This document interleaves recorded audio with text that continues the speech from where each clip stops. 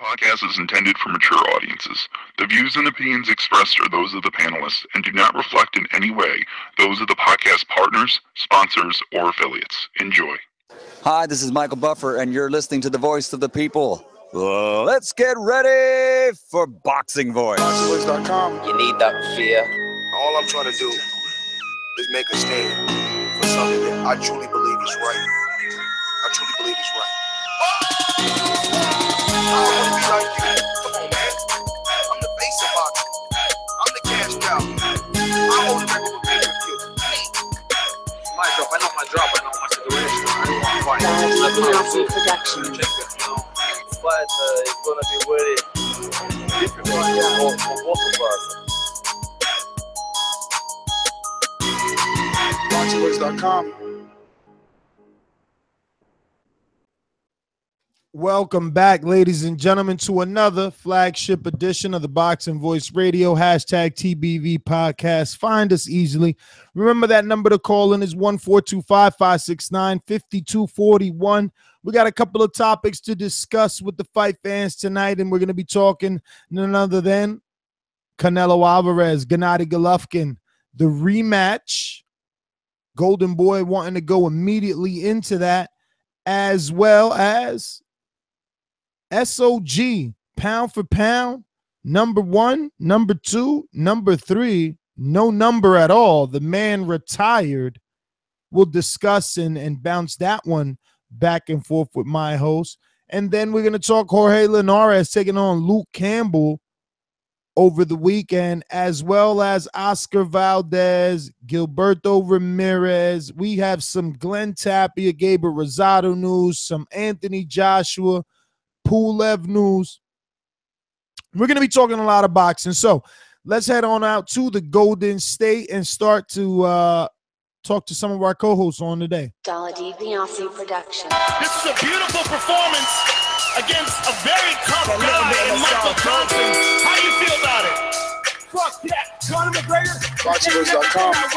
You know me, Larry. From a wicked entrance, from a flip over the rope into a knockout. Now, when the main thing is, I just know the guy. I wish. BoxingVoice.com. Yes, the hipsters here. Haters beware. And, before we get to the news, unfortunately, a legend in the sport, Jake LaMotta, passed away, and I think a 10 count would be very appropriate in the situation because he was a Hall of Famer. I think a lot of us grew up knowing Jake LaMotta. Of course, Raging Bull with Robert De Niro is one of the best boxing movies, if not the best boxing movie of all time, and definitely immortalized his life and his career. So just rest in peace to the legend, Jake LaMotta.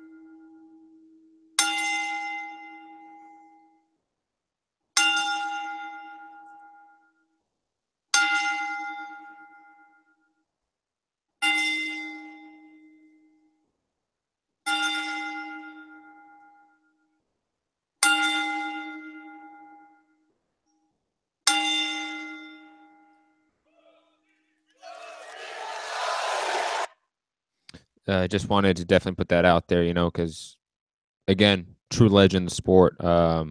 His 4 or 5 fights with Sugar Ray Robinson are legendary. They're bloody. There are definitely fights that we can all go back and watch and go, wow, that is boxing. That is the epitome of boxing.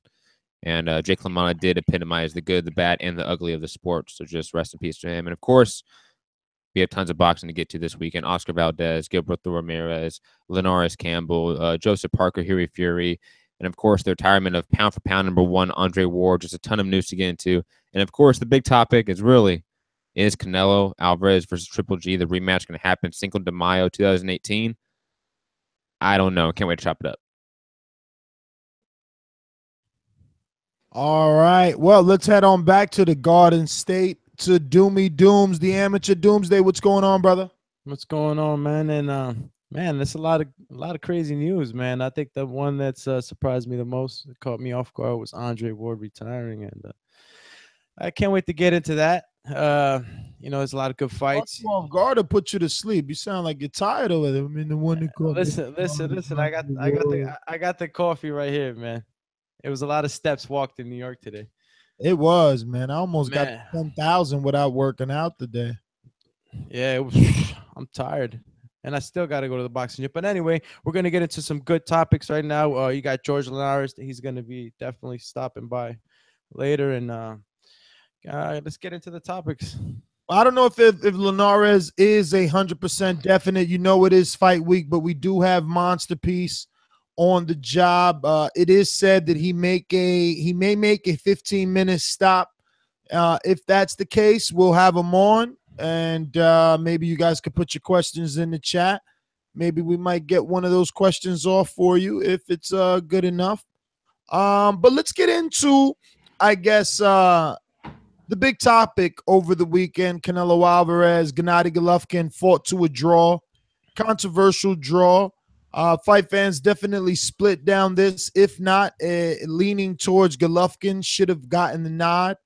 Looks like the promoter of the Golden Goose in Canelo, Golden Boy, is looking to do an immediate rematch, but their immediate is, well, should I say Canelo's immediate isn't going to be till May. Cinco de Mayo is when the man is saying that he's going to be fighting again. So I don't know how immediate of a rematch that truly is. But how do you guys receive this news of Team Canelo actually being the ones to say, yeah, we want this rematch and we want it immediately next, even though if immediately doesn't mean right away? I'm highly skeptical. I mean, again, we were told by Oscar, we were told by Canelo numerous times after numerous fights, Triple G is next. And it took a couple years. So I'm skeptical of it, to be honest. I'm going to wait to see what maybe Tom Loeffler is saying, what Triple G side is saying, what Abel Sanchez is saying. I'm very curious about what they are saying about this entire situation. Are they saying that Oscar and Bernard have already approached them? I'm curious about that. Again, I'm going to be skeptical until we see more news more headlines in the news saying negotiations are taking place. I'm pretty sure I sent you guys the link. Maybe you need to pull it up.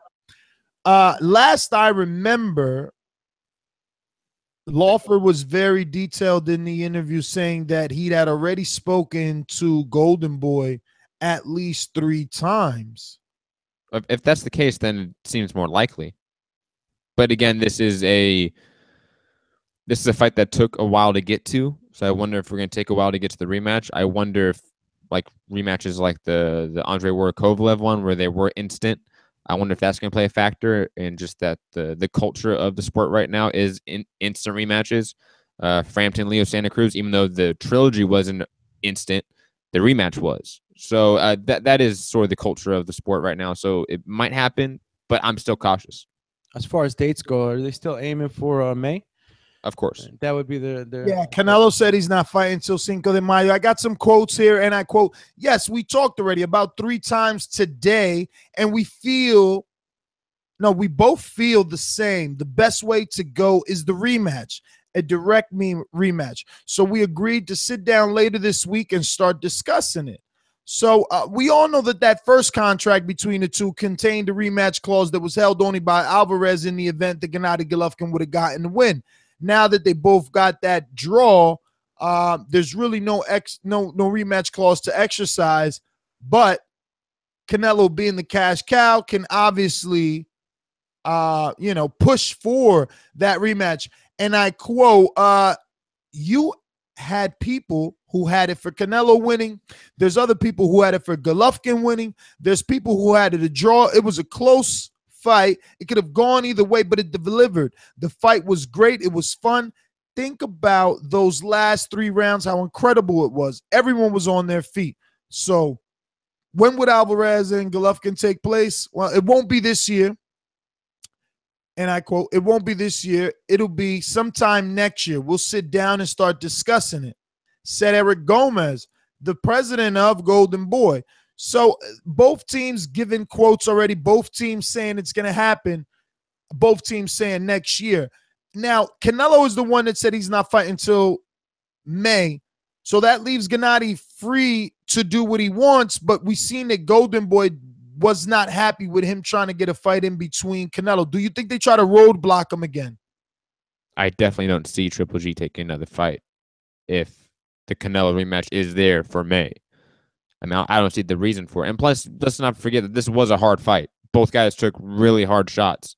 Even though neither guy was wobbly, both guys definitely took a lot of punishment in that 12-round war.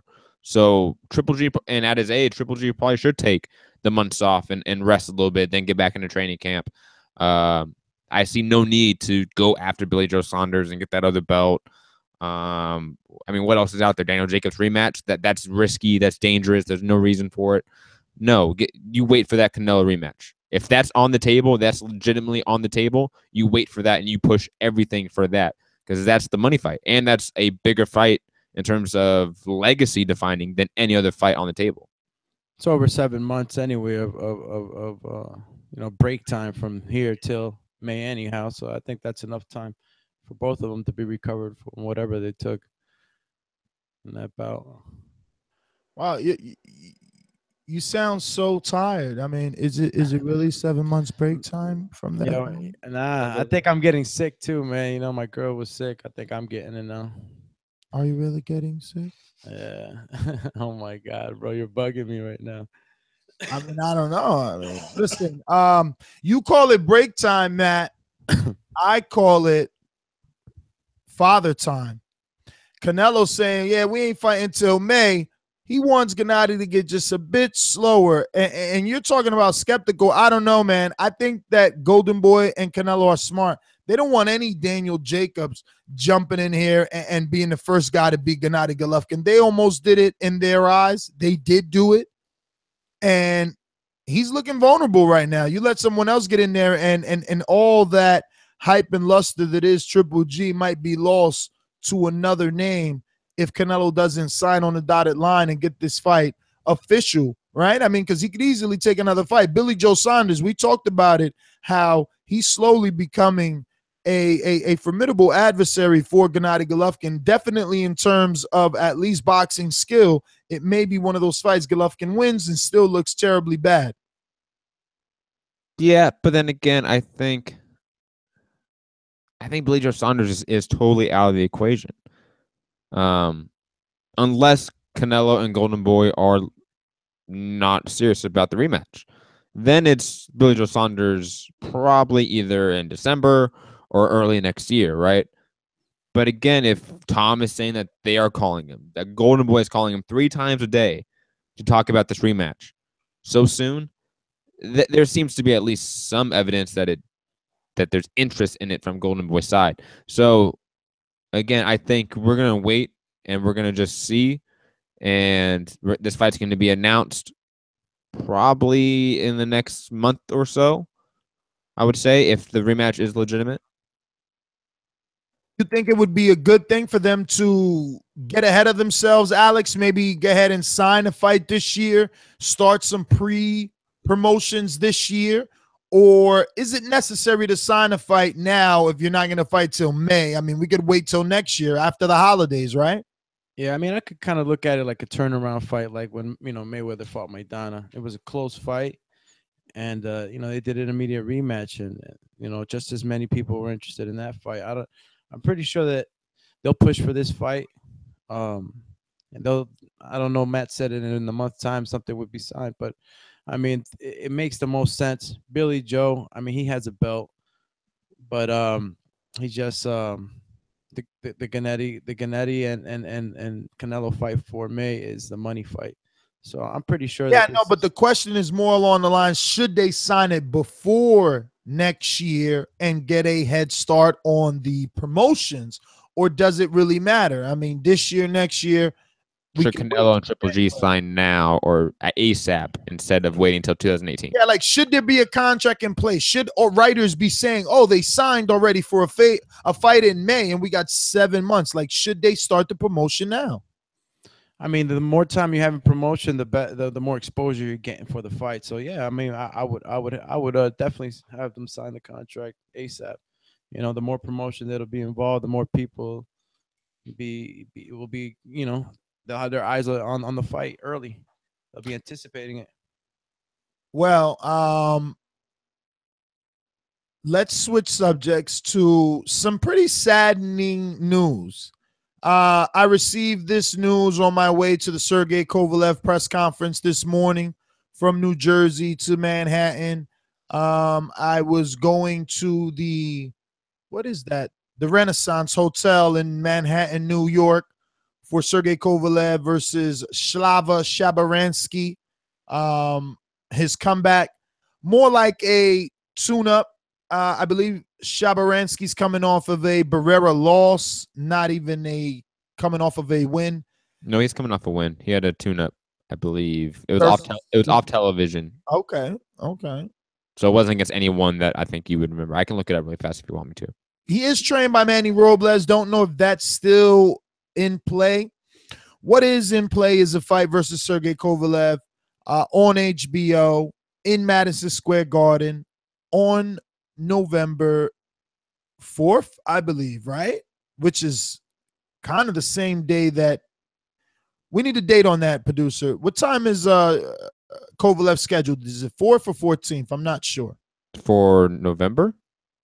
Yeah, when is he fighting? The 25th. Oh, 25th. That's right. They made a big spiel about how they've done research and fight fans stick around after Thanksgiving. And very quickly, he has 2 wins since the Sullivan Barrera loss. He beat Larry Pryor and Todd May. Okay, we never heard of those guys, but it is good to see that he got those fights in. I'll be honest with you. I think if it was another promotional company or boxing entity in this current day in the sport, he probably wouldn't have gotten those 2 off TV wins just yet due to the overwhelming, amount of fighters in those stables. So shout out to Slava for that. He brought Sergey Derevchenko, who got the win over Terriano Johnson, with him to the press conference. Neither one could translate for each other. So it was just a big clusterfuck. And just to tell you a little bit of how much the world has become disinterested in Sergey Kovalev, there probably were only 12 reporters there. When Kathy Duva started, I'm pretty sure I have it on on video, her saying, "Are we going to start? Is this everyone? Oh, wow, this is everyone. Okay." So, yeah, it was that empty. Plus, I mean, I'm not kicking it back in or anything like that because I do want to be invited to the next one. But please, I mean, bagels and water. I mean, what is this, prison? You know what I'm saying? And you're only upset about that because it's bread. I mean, right? Like if it was just strawberries, you should have seen that. If it was just strawberries and water, he'd be happy. No, they had bananas, and I did take a banana and a Fiji water, so it's not like they were being cheap. I was surprised. At least Fiji, but what I'm saying is, I mean, look, you can't invite media to a luncheon and serve bagels. I was surprised though that there wasn't more people there covering that. No one was there. Okay, no ESPNs. I mean, they really, unless because I left early, I left an hour after. I had another engagement that we had to handle that our Patreons will probably hear on whatever number vlog I'm on, and we had to go. So I don't know if some of those big wigs came in late, which doesn't make sense, right? Nah, it wouldn't make sense. But yeah, I mean, look, it's a decent fight. It was it to me. And the whole reason to bring it up is crossing that Lincoln Tunnel. We got this message on Instagram, and it was a very well put together video of SOG, Andre Ward, and the things that he wanted to do. Kind of like a montage video. Well thought out, man. Yeah, of everything it was that he wanted to do. And I was going to play it, but it's not going to come off. That was bad. Don't play that. Well, that was just the intro. So anyway, it's a little kid, and, just go see it. It's on his Instagram. basically he shows him as a little kid, and then he comes in at the end and he's like, I did it, you know, because it was some questions. I don't know, something like I wanted to win a gold medal. And then you hear a kid's voice say, like, I did it. It was like, I wanted to be a world champion. And then he walks in, black and white. He's like, I did it. And he retires, bro. And it was shocking because, you know, you obviously think it's fake, but it's like, yo, click the link in the bio. And I'm telling Alex, I'm driving here. I'm trying not to die. I'm like, bro, click the link, click the link, click the link. Click the link, click the link. See if this shit is real. Click the link. Maybe it's like a fight announcement. Click the link. So this guy doesn't click. I got to reach over, click the link on his own phone and have him read it to me. And dude, it was heartbreaking. Not that I'm a big Andre Ward fan, but I just feel like so much is still left for him to do. And the link is andreward.com/mission accomplished. And, you know, from a brief survey of things, yes, the mission was accomplished. You know, a young kid set out to do something great. He went on to win a gold medal, last male gold medal that America has seen in many years. And from then, he decided to become a world champion, and he's dominated multiple divisions, cleaned out the 160, so much so we were pushing him out of that division. Excuse me, 168, right? We were pushing him out of that division. And then moves up to 175, and in his prime beats the quote-unquote boogeyman. And I'll quote here from his andreward.com/mission accomplished. To the sport, let me zoom this in so I don't make as that many mistakes, right? Oh, it's not going to zoom. Fucking jerk. That's why you need Safari, right? Safari is always a better browser than Chrome and all this stuff. So let me just go to Safari real quick. I mean, it should be Matt reading this stuff, but you know how Matt is. He hates Andre Ward for whatever reason. I'm the one that hates Andre Ward? Really? I was trying to do this show early morning. That's how much you dislike him. It's Thursday. Like, no, leave this for later, bro. This is an 8 o'clock thing. I'm like, all right.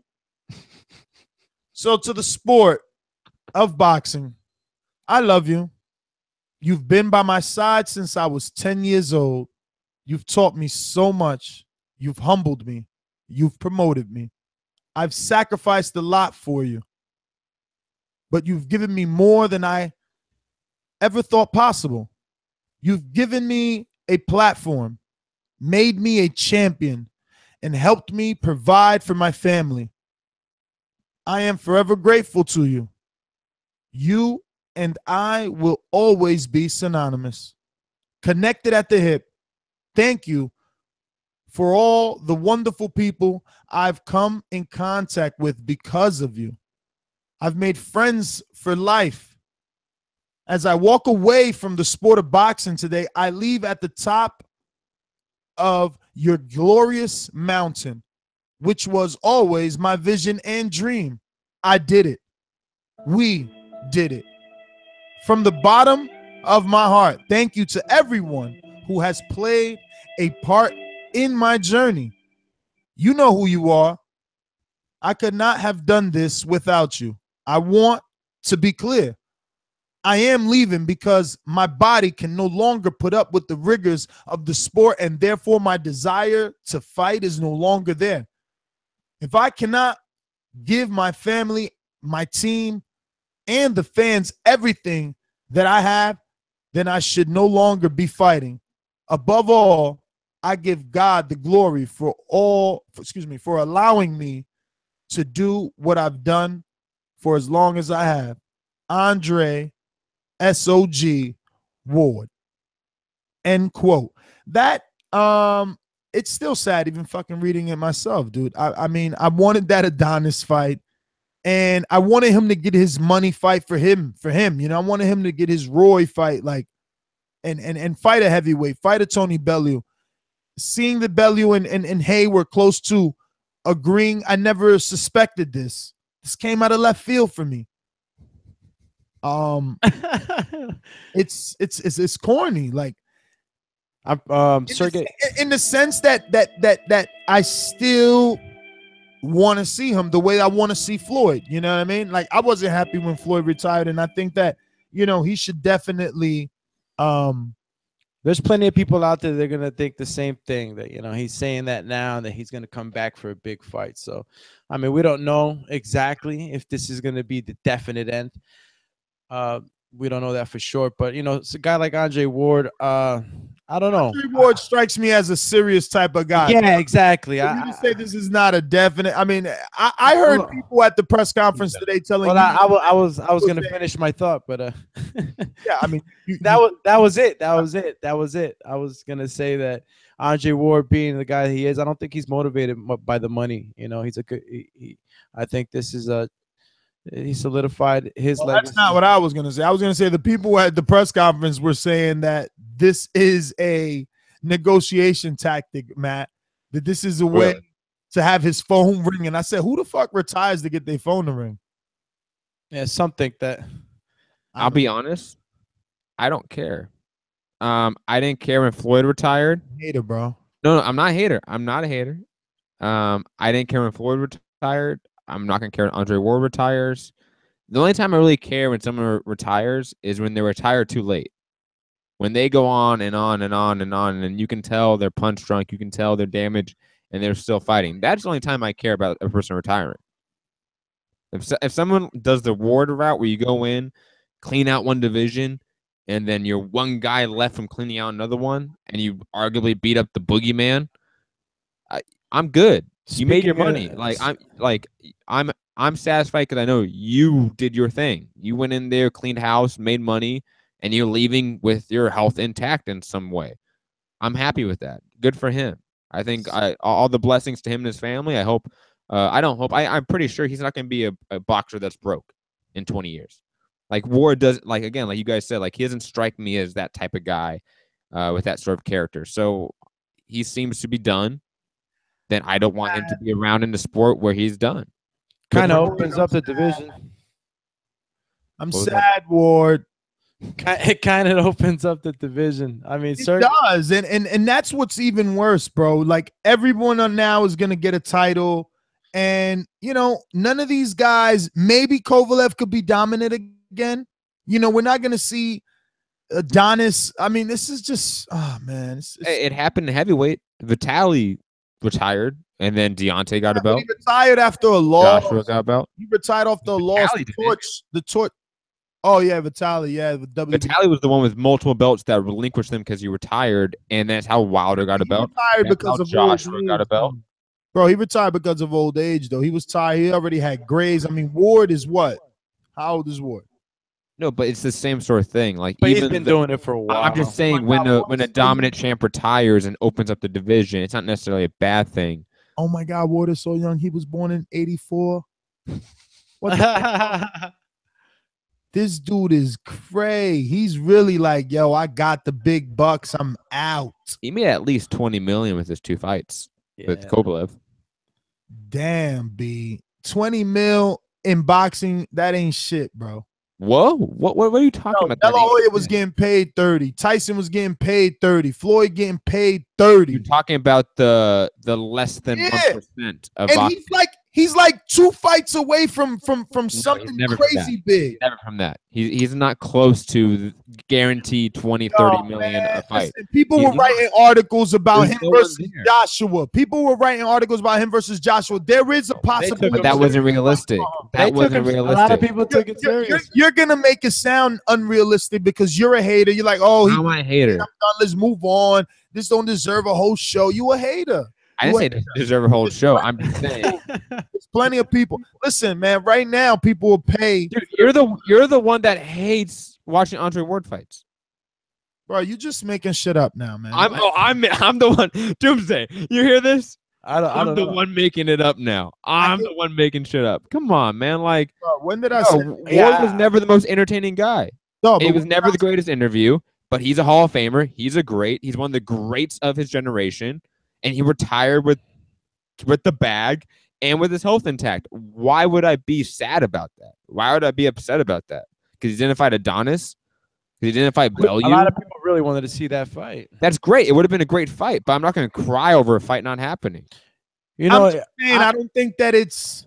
His legacy fight was Carl Froch and Sergey Kovalev. But that's what I'm saying. I don't think that's enough to cement him. He could go forgotten in a couple of years because it's. I mean, B-Hop did so much. B-Hop went through a few decades of champions. It's hard to. I mean, he's got the 20 defenses just as one thing. Like Ward, he has the guy that cleaned out the Super Six. And then it's going to be the guy that beat Kovalev. But if Kovalev doesn't go on to be great, what the fuck happens to Ward legacy is all I'm saying. We don't got to stay too much time. We can leave it to the callers to go back and forth. And again, I don't want anybody to misunderstand what I'm saying. I'm just a disgruntled fan. I think Ward is, all of a sudden. The news was just all of a sudden. Yeah, I mean, and I just think Ward is young. And there were some other fights and super fight possibilities out there. Fight possibilities, I believe. But what are we gonna do? Yo, shout out to Terrence Crawford. Shout out to Terrence Crawford, the now #1 pound for pound. Out with the old, in with the new. Jorge Linares, Luke Campbell, the new. Linares, the old. People's definitely saying this is a tough task for Luke Campbell.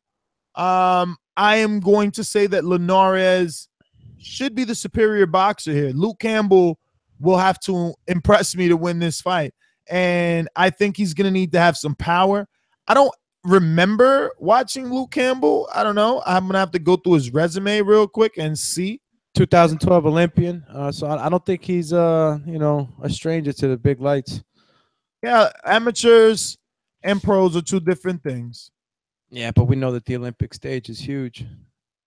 We also Linares is the Olympic stage could be huge, but that doesn't mean that the person on the other end of that ring on the Olympic stage with you has the experience of a Linares. Linares has been absolutely for so long. Linares is a Hall of Famer. He's had a few hiccups in his career, but it seems like he's back on track, But that's what worries me. If Luke Campbell does have any type of power, he could give Linares some flashbacks, and he does have that, sensitive scar tissue in the face. I remember Yayo Thompson and Antonio DeMarco busting them up really bad on HBO. But Campbell has been in there with Darley Perez, Derry Matthews, Argenis Mendez, Gary Sykes. TKOs and KOs, right? Those are all people I know. No one other than Mendez jumps out. Darley Perez, I know him because he's had obviously a couple of fights with I think Corolla now, and also he made famous with his fight with Gamboa. Mendez, really famous for being knocked out in the final bell by Rances Bartholomew, but was a champion, former champion at least for the IBF, I believe, around 130, 135 pounds.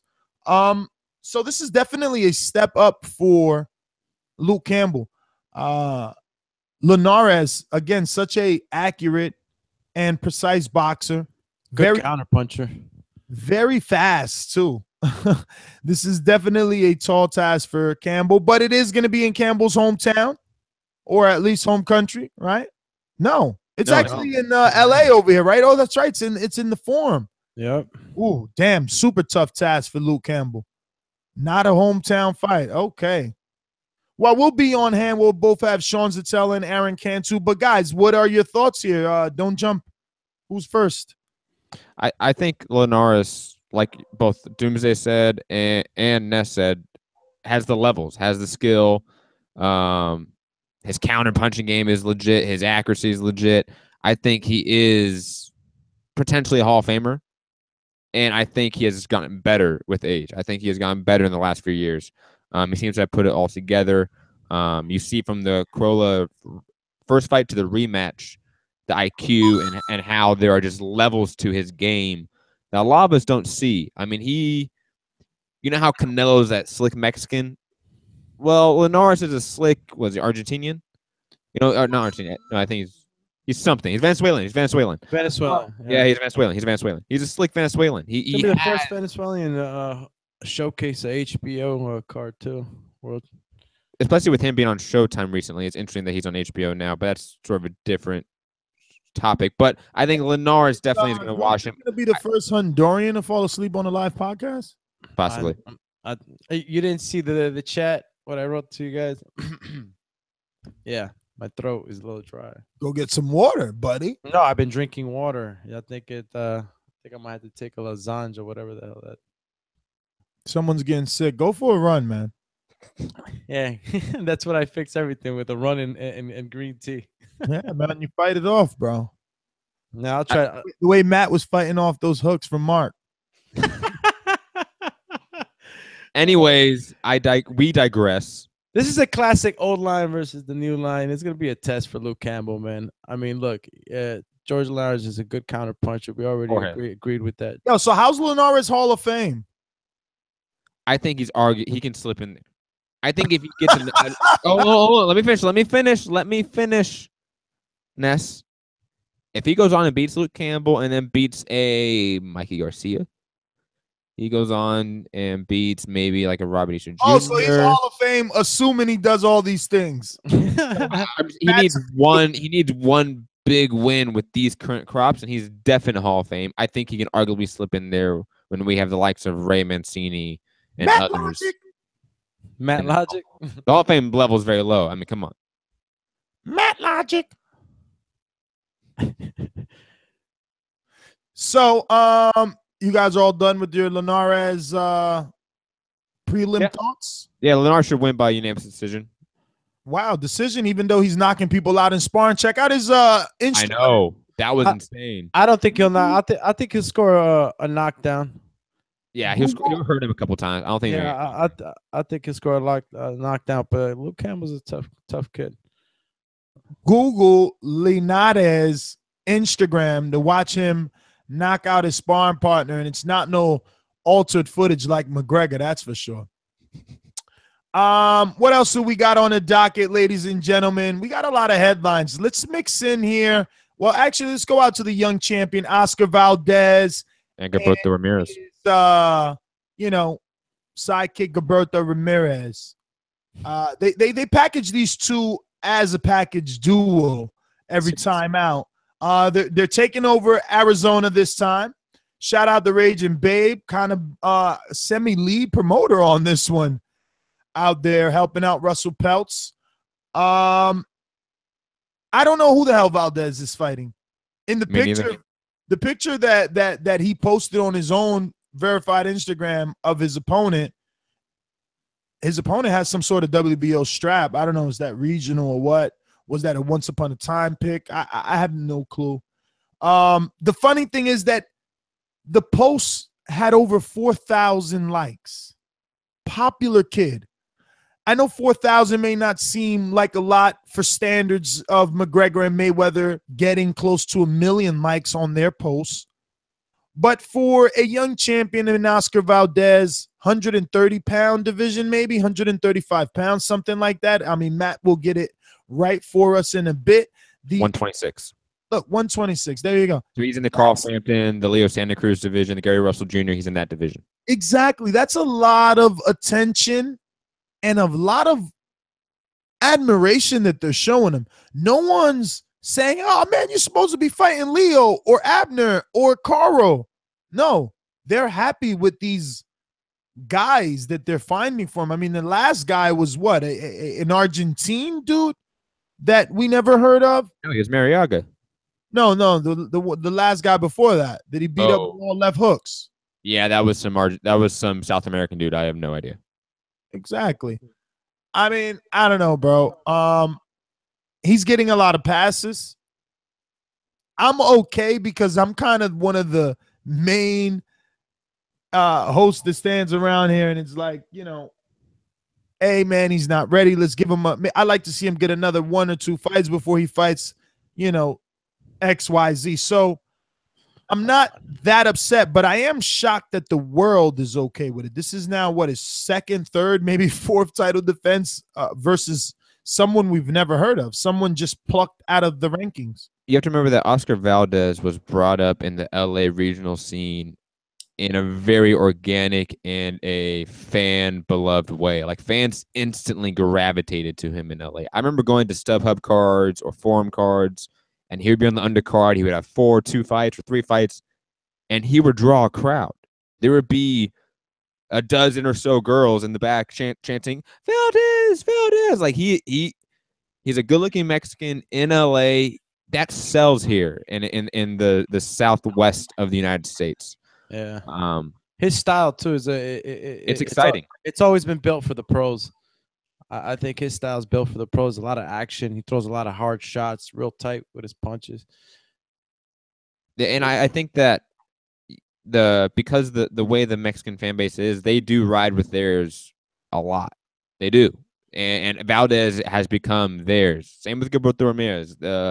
Those guys have become regional stars in the Southwest for boxing fans and the Hispanic community, and they ride with theirs. So I'm not surprised by the fans not having any backlash really to this fight as much.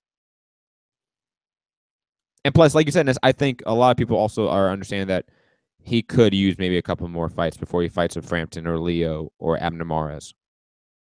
I just don't get how some of these guys can get a hold of a belt and get absolutely no criticism, but then you got others get that belt and you know, they got to face Gennady Golovkin right away. You know, a la Canelo. No one wanted Canelo to develop at 160. He beat Cotto. He needed Golovkin next. Well, it's not that we wanted it. He said he wanted it, but that's beside. It wouldn't matter. It is Gervonta Davis would probably be a better example. No. That is the good example because it's not what he said; it's what we wanted. But when you go post fight and say I will fight that guy, yeah, I mean you're gonna say what you got to say when they keep bombarding your fucking post fight interview with his name or his entire body in the ring. But whatever. We're neither here nor there. Canelo beat him already, and he's just gonna have to prove it again May 5th. Canelo did not beat him, but it's okay. We still with Ness, you were the only person on the panel that thought he won. It's okay. Triple G. That's okay, but there's plenty of people because we seen that yesterday. No, there are. Wilder press conference. This is why the immediate rematch. This is the talk. This is the talk of boxing. They can't have us talking like this for too long. They got to give us that immediately. No, I mean it's good because it builds the fight. But every press conference that I've been to this week, both Wilder and Kovalev, the talk is Canelo and Gennady and who won. You know, and people have it for Canelo, especially when it's just you and him, or you and them, and not a crowd of people. You know what I mean? There are a little bit of closet Canelo pickers out there, afraid to say that they scored it. I heard some guy say, yeah, I scored it for Canelo, but I got to go watch it again. And I'm like, oh, what do you mean you got to go watch it again? You're going to let these guys bully you and make you change your pick? Yo, you told me I had to watch it again. You said, well, I had to rewatch it. I'm glad you fell into the trap and brought it up because I wanted to absolutely a person like yourself. Like, oh, he called me like, oh, so you're not gonna rewatch it? Yeah. I mean, we scored it. I laughed because you were intoxicated on that night, and for you to try everyone was exactly. Everyone was. Come on. It's only right of you. It's only right of you to go back and see it again because you were not yourself. Not to mention you were in a totally different environment that you weren't used to, so your emotions were in play. Real high. You know what I'm saying? You were probably thinking you were owning the fucking spot because of the VIP section they had you in. So yeah, you never know. All of a sudden, Gennady won. We were owning that spot hands down. We cornered that entire section. That was ours. And that's my point, though. That's my point, though. He gets excited right now. Chivas was hired by Gennady, and you probably would have felt like you needed to make Gennady because you had Gennady cups and scarves wrapped around your body. This one laughing right here, but he had a triple G hat. Well, there's any comments out like, "Yo, man, Ness totally like he just told the truth, man. Like Matt was paid off by the fucking sponsors." Fucking triple G. This one is laughing, but look, he had the hat over there non-style. He's like this. Oh yeah. Doomy definitely had the hat on. Hey, but listen, I triple G shirt on. Hell yeah, he went in there straight up triple G. But I said Triple G Fanboy. won there, and then when we scored it, Triple G won again on the scorecards. Because come on, Yeah, no, you're consistent. You're consistent with your fanboyism. For sure.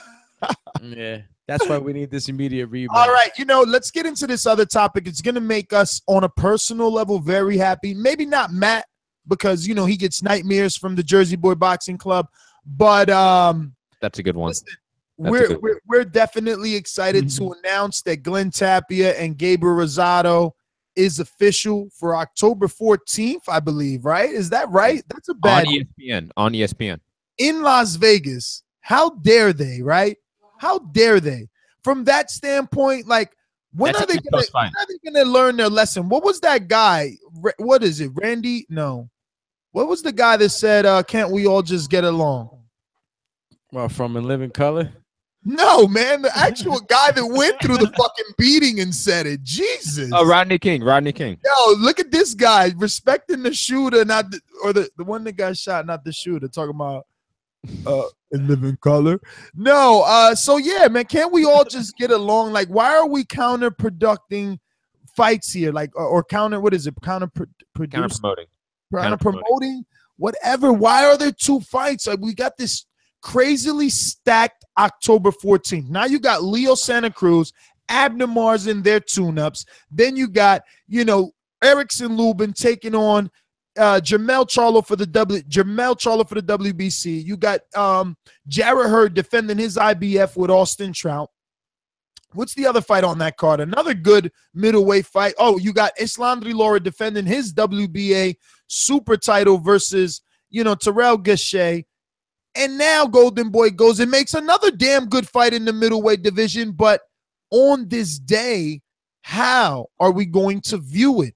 How is it going to do well? How is this going to show ESPN that you can make good fights that the fight fans are going to watch if you're doing it on an already stacked day? Now that I got that out the way, that was my own little Stephen Smith rant, right? Mixed with a bit of Teddy, but not busting a blood vessel. Outside of that, I train at the Jersey Boy Boxing Club, and it's a great environment, by the way. And I get to see Glenn Tapia work, and I know Gabriel Rosado well, and I knew about this fight for some time, and I talked to both guys, and I had to keep it mum's the word. And finally, the cat's out the bag, and it's a good fight for both men, right on their level, and it should make for a action-packed fight. I really don't know who's gonna win. Initially, I want to lean Rosado. I want to believe that he is the more disciplined boxer. And I say disciplined because I feel like both men could be caught into a slug match. But I think Glenn likes that more than Rosado. I think Rosado tries to look pretty in the ring. Again, I watch Glenn spar. I see, he's a puncher. So we're gonna have to see but I mean, they're definitely working on him trying to move, Matt. But I don't know, will he move? And we've seen Rosado hurt, even though he can take a damn good punch. He's been in there with big punchers like Quillin and Love and Gennady and numerous people. Maybe not Love so much so, but an early version of Jay Leon Love, who was definitely overweight for the fight. But we have seen him hurt. Quillin did hurt Rosado, and Golovkin did hurt Rosado. And they say the last thing to go on a fighter is their power. I know a lot of people think that Glenn Tapia is washed up, but he's only 26 or 27 at the very least. I remember talking to him. So, depending game plan, depending strategy, and he did give a up and coming, very young, quote unquote, big puncher, Jason Quigley, all he could handle when we thought he was done then. And he proved that he wasn't.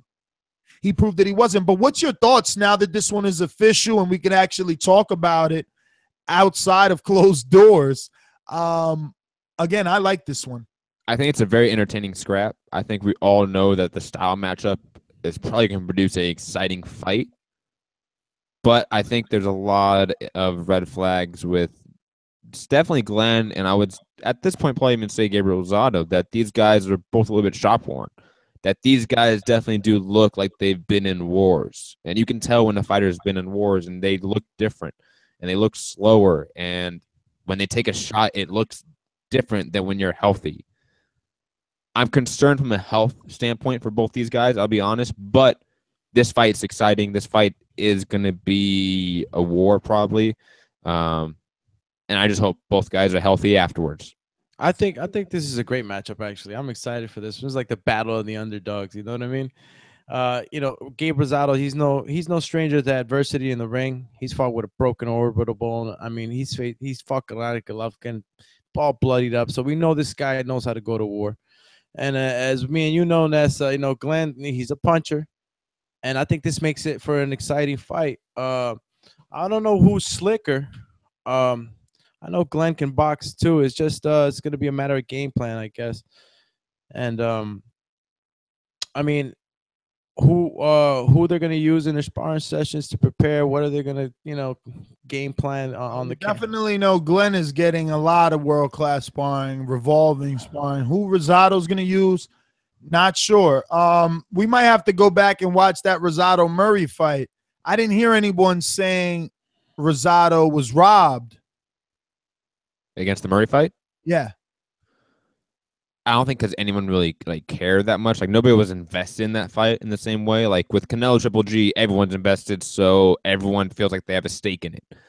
With Rosado Murray, that was just a fun fight. So even though it was kind of a close decision, and the fight actually wasn't that great, to be honest, it was entertaining but wasn't great. I think a lot of people just didn't care about the decision. Like we were like, oh, good fight, moving on. You know what I mean? How do you have it? I don't think I watched it. I probably was at a fight, man. Normally UK fights end up being on US fights. It was on a day of big fights, so you might have missed it. I think I had Murray winning slightly by like a round, but there was a lot of just looking at each other in that fight.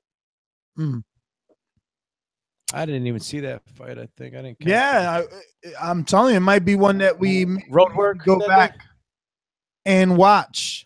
So some other great news, kind of something we knew, but is always good to report and for things to be official.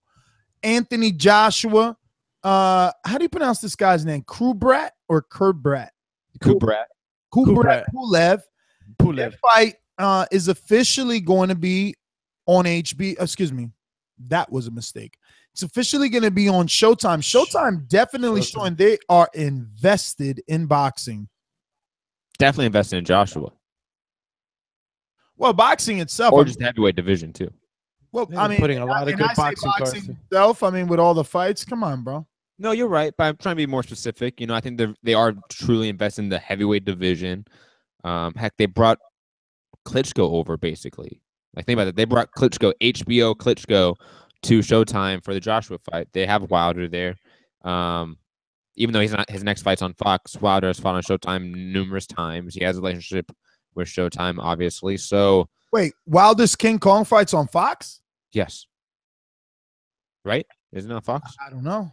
I thought it was on That's Fox. Showtime, bro. That's Showtime. Brought to you by wasn't the November card supposed to be the big Fox card? No, man, it's not, man. I've seen the banner. It says Showtime, I believe. Yeah, Man. The Leo Santa Cruz Maris doubleheader. That's the Fox card. I have no clue, bro. I'll But check. This one, I'm pretty sure. This is a Showtime fight. Plus, money would it make? I mean, Wilder had to pay step aside money and pay or get, Luis Ortiz paid and himself paid. And he didn't get paid what he normally is supposed to get paid. So there's no way Fox did it. I mean, this got to be a Showtime check. There's nothing on for BoxRec right now. I'll keep looking. So what else do we have? That being on Showtime is definitely a plus. Keeps the U.S. fans with Anthony Joshua in his mind. Builds and marinates towards that Wilder fight. They should have Joshua calling it in studio the way they had Wilder, right? What kind of matchup are we looking at here with Pulev and AJ? What do you guys think about? I mean, Pulev's a sitting duck. About the styles. I mean, yeah, I seen him fight Klitschko, man. You know, And he was a sitting duck. Oh, the most that he does is like use his lead hand as a range finder, but that's why Klitschko was able to lunge in with that lead left hook and put him out. AJ's bigger than this guy too, right? I mean, I see the face off. I don't know if I'm sure. I'm and again, I mean, I know that Vladimir's knockout ratio proves that he is a puncher, but there's no doubt in my mind that Joshua stops this guy. Agreed. Yeah, a couple other fights we haven't really mentioned. Gilberto Ramirez versus Jesse Hart. That's a very close, competitive fight, in my opinion. Yeah, that is going to be a very good fight. Listen, Jesse Hart is going unnoticed. But the thing is that I think that the betting line knows a little more than us. Like, Jesse Hart is the goods, right? He's got the pedigree. Father was a fighter. It's in his blood. He was a good declarated amateur. You know, all the big name pros know him. You know, the Earl Spencers, like that crop, you know, they all know him because he was in amateurs with all of them. Probably an Olympic alternate or something like that. But he's been down a few times in his career. I don't know if he's chinny because a lot of his fights are off TV. A lot of his fights are in Philly. He's a Philadelphia draw. But he hasn't really had that big fight. He was supposed to get the Abraham fight, and they gave it to Gilberto, probably telling him this, like, yo, we'll get you Gilberto. Don't worry. It'll be bigger. You know, he's Mexican. But he does have the boxing skill and power to pull it off, but he is raw. I think that he, you know, falls in with his punches, and I think that he can get a little offensively sloppy. And I've never seen him in there with someone like Ramirez. Ramirez really did a number on Abraham. He knows how to be active, so it's going to be an interesting fight. But it's I guess a legitimate fight or test for Gilberto. It's still an up-and-comer, right? Getting his shot. It's like Robert Brandt, right? Yeah. Or it's like Marcus Brown before the Hot Rod fight. Like, he was very raw. Not a lot of people were 100% sold on Marcus Brown.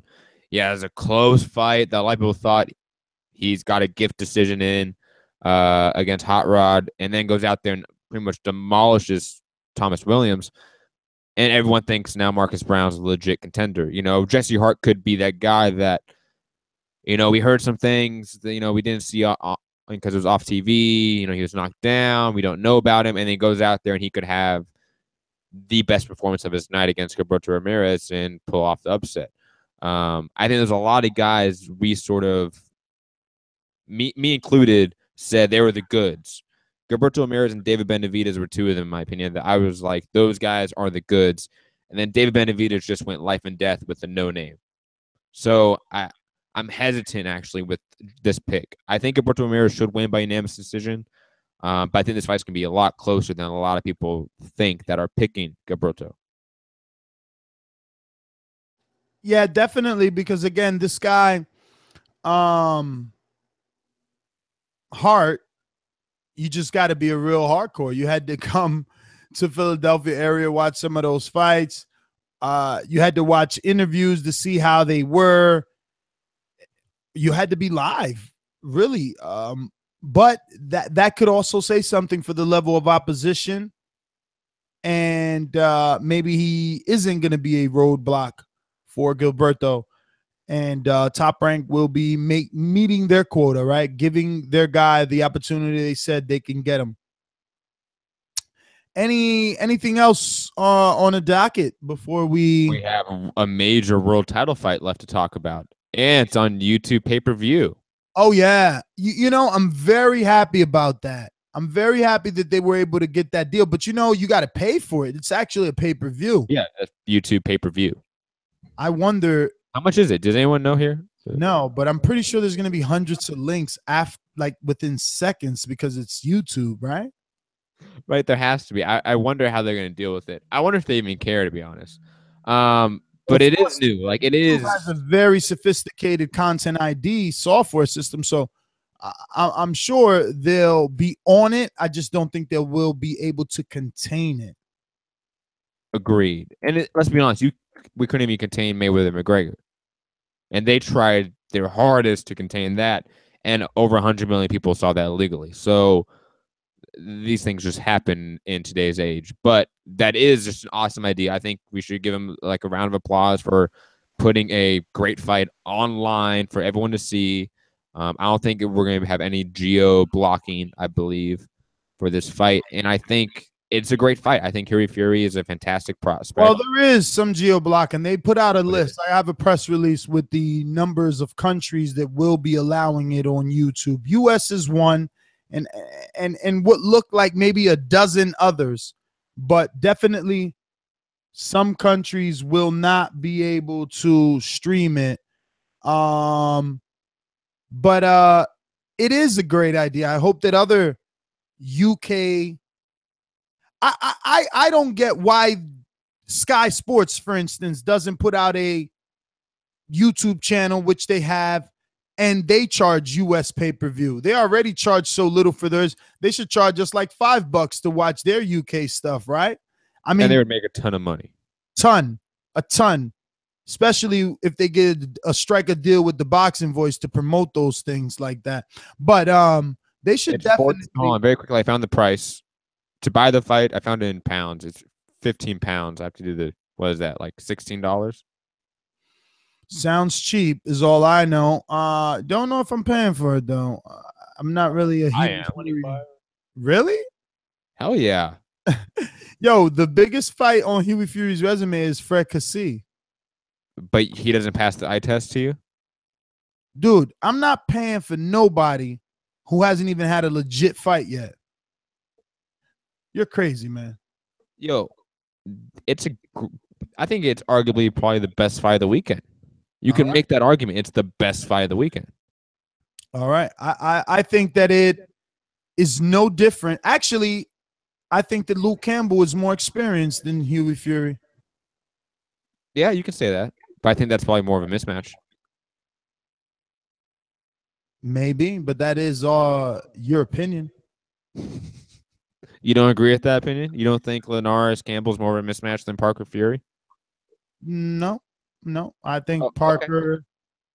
I think Parker is going to prove to you that Fury isn't on his level.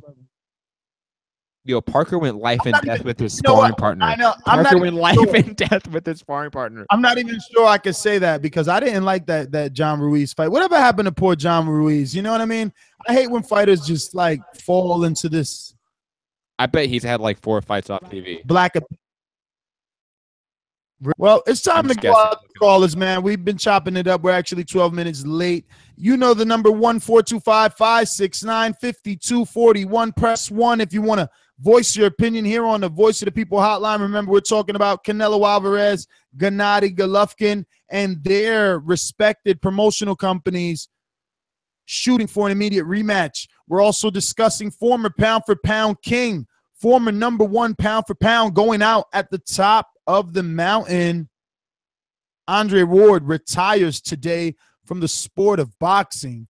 Luke Campbell dares to be great, takes on Jorge Linares here in Los Angeles and Matt's neck of the woods at the Forum.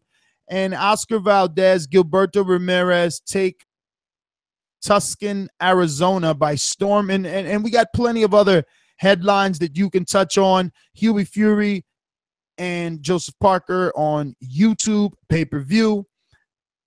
Glenn Tapia, Gabriel Rosado. It's official, October 14th, Las Vegas, ESPN. And a couple of other things, man. But first, a word from our sponsors, and then we're going straight out to you guys. These calls are brought to you by El Camino Electrical Services, experts in electric vehicle charging stations. For consultations and turnkey installation, visit us at elcaminoelectricalservices.com. We're going to go out to our Skype machine, get to our UK callers nice and early. We're going to... So you know who I miss? I miss Blackface.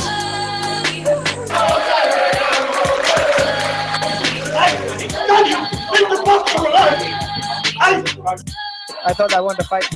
You thought you won the fight? Why? Ain't no fucking pad in the fucking glove.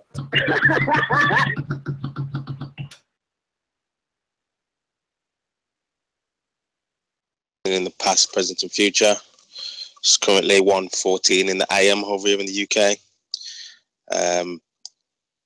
Andre Ward retiring. I think it was pretty much a shock to everybody. I'm surprised I'm surprised he hasn't got the hunger for more, being 33, 34. The likes of Pac-Man and Floyd and Vladimir Klitschko fighting well into their early 40s, so to speak, still competing at a top level. I think Andre Ward could have still got time to accomplish a lot of things in the sport. So I'm kind of disappointed that he's gone. But, this year we've had the likes of Timothy Bradley, Juan Manuel Marquez, Floyd Mayweather, Vladimir Klitschko all retire.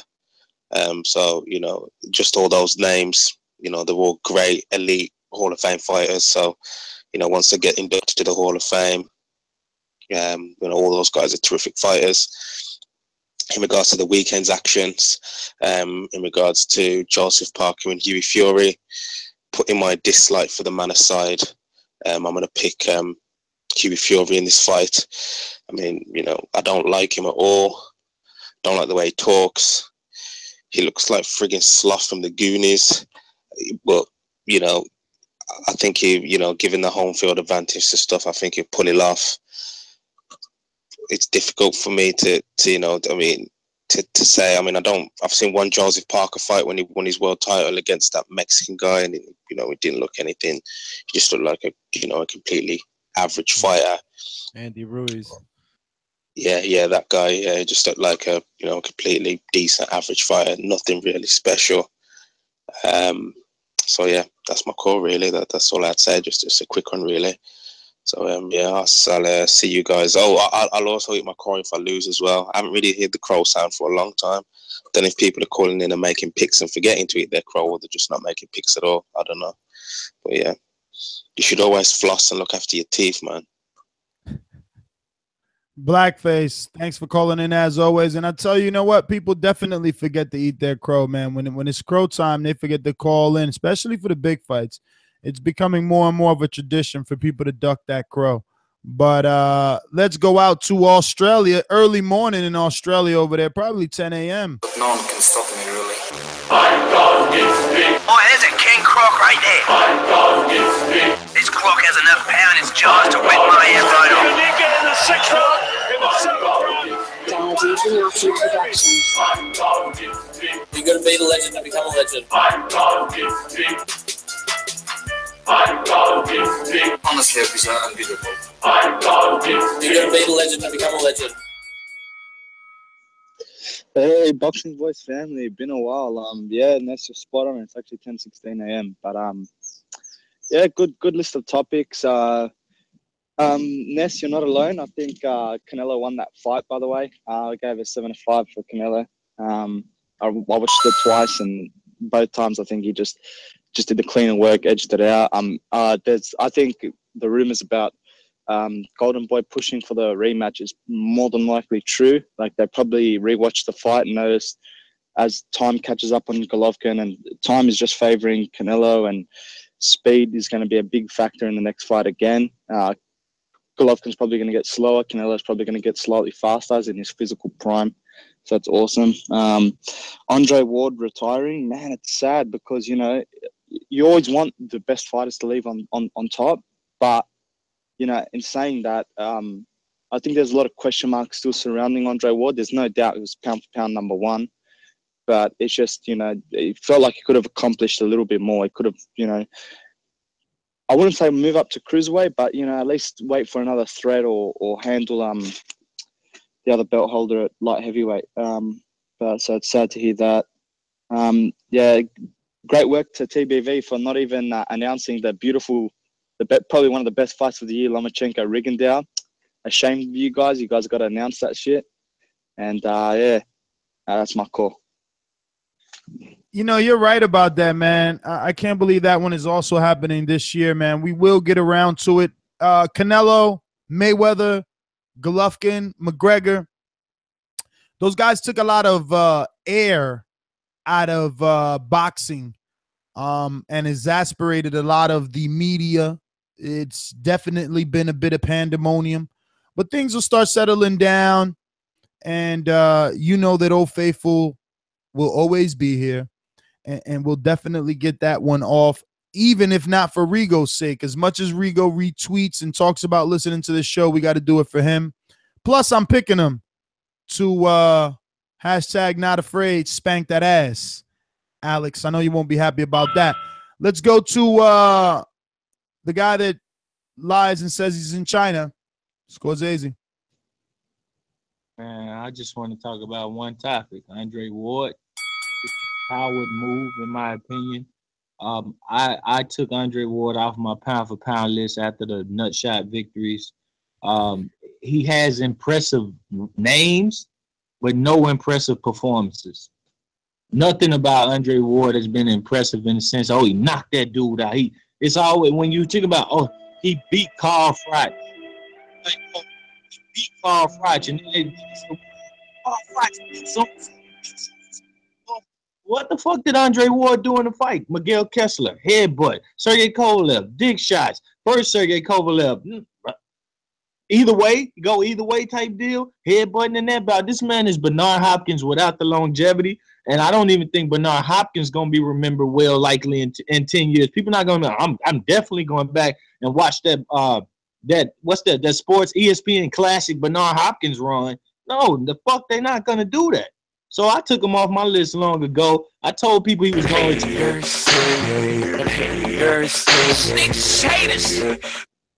This shit is ridiculous. I can tell the truth, man. I told people this dude was going to fucking retire, and I get hit with the hater soundbite. I told you he was going to retire. Now I'm a hater, though. Look what happened. Why is the truth telling hate on this shit, man? He's not any good. His body is breaking down. He's telling you that. So I can't fight the right way, so I hit people in the dick. I hold. Matt Terrence Crawford ain't no number one pound for pound. He held the shit out of Molina, held the shit out of Diaz. If he's fucking pound for pound, tell him to whoop somebody's ass without holding him. How about that? Usyk pound for pound. Adonis pound for pound. Badu Jack pound for pound. Real fucking fighters. The rest of them running and holding and Earl Smith. How about that? That's my call. Badu Jack pound for pound. Well, that guy needs some medication. Badu Jack pound for pound, and he said Adonis pound for pound. And no one is Adonis. Once upon a time, Adonis was on a pound for pound list when he moved up. Like he was able to just at the drop of a dime move up and take on who'd he beat up? Chad Dawson? Yeah. Something like that. He just moved up. He was a 160 pounder fighting on ESPN. HBO gave him the call. He moved up 8 pounds and knocked somebody's spark out. That's and even that doesn't make you pound for pound because you got to be fucking at least dominating in the division below before you move up and do that. But that's when people started to watch him and pay attention. So I don't know about his pound for pound. He's a little screwed, but I always like Scorsese calls, even though, you know, you never know what you're going to get. Because at the very least, there's passion in there.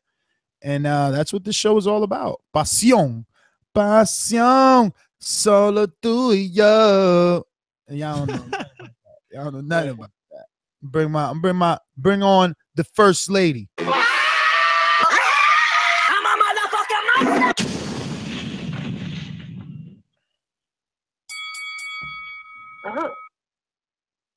Hey, don't bring me on now. I'm still working back here. Well, I'm in the chat, but I'm still in the phone texting back and forth. Man, you better take your call now or forever hold your peace. How about that?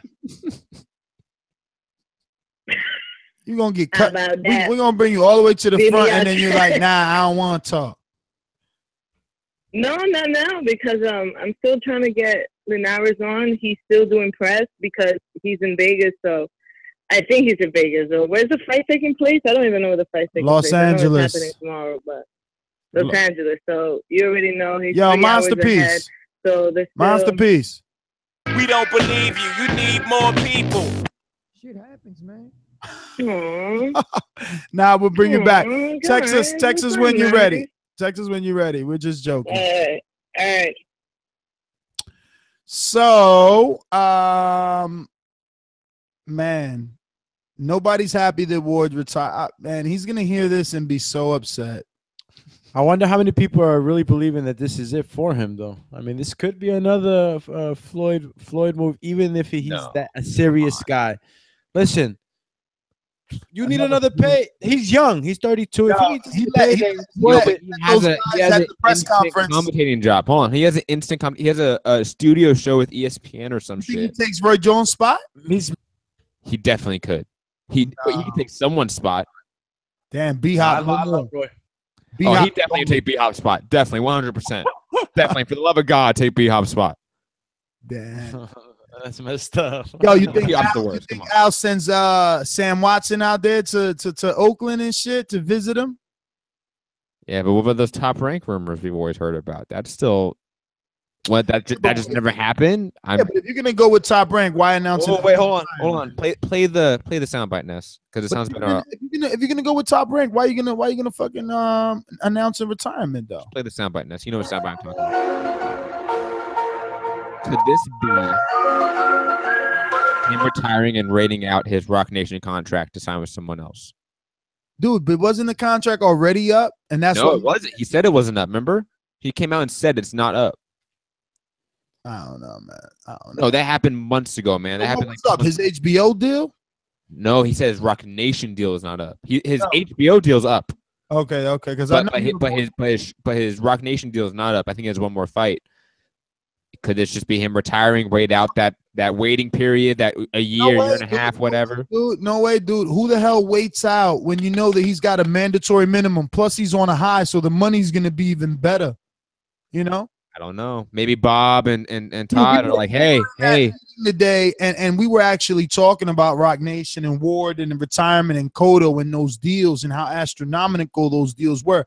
Let's keep in mind that Miguel Cotto got $55 million to sign with Rock. Ward was just intelligent enough never to let anyone know what he got. We don't know. Damn, I should have played my soundbite. Yeah, what are you doing? Come on, man. We don't know what he originally got because we don't got the answers. After Cotto's business got out there, I even got an interview with him like, yo, and he's like, man, I ain't putting that out there. So we don't know. You know, he's probably, I forgot all about that. But today in that studio, they let us know, like, nah, I remember that deal. And I'm like, I think unless it's like some real ailments that he's been dealing with, unless it's something real serious, I see him coming back. You know, it was all of a sudden, and for him to just mention that his body's like that, I mean, I hope everything is okay and there's nothing crazy because, you know, he's young. You're okay. We got to get you some vitamin C.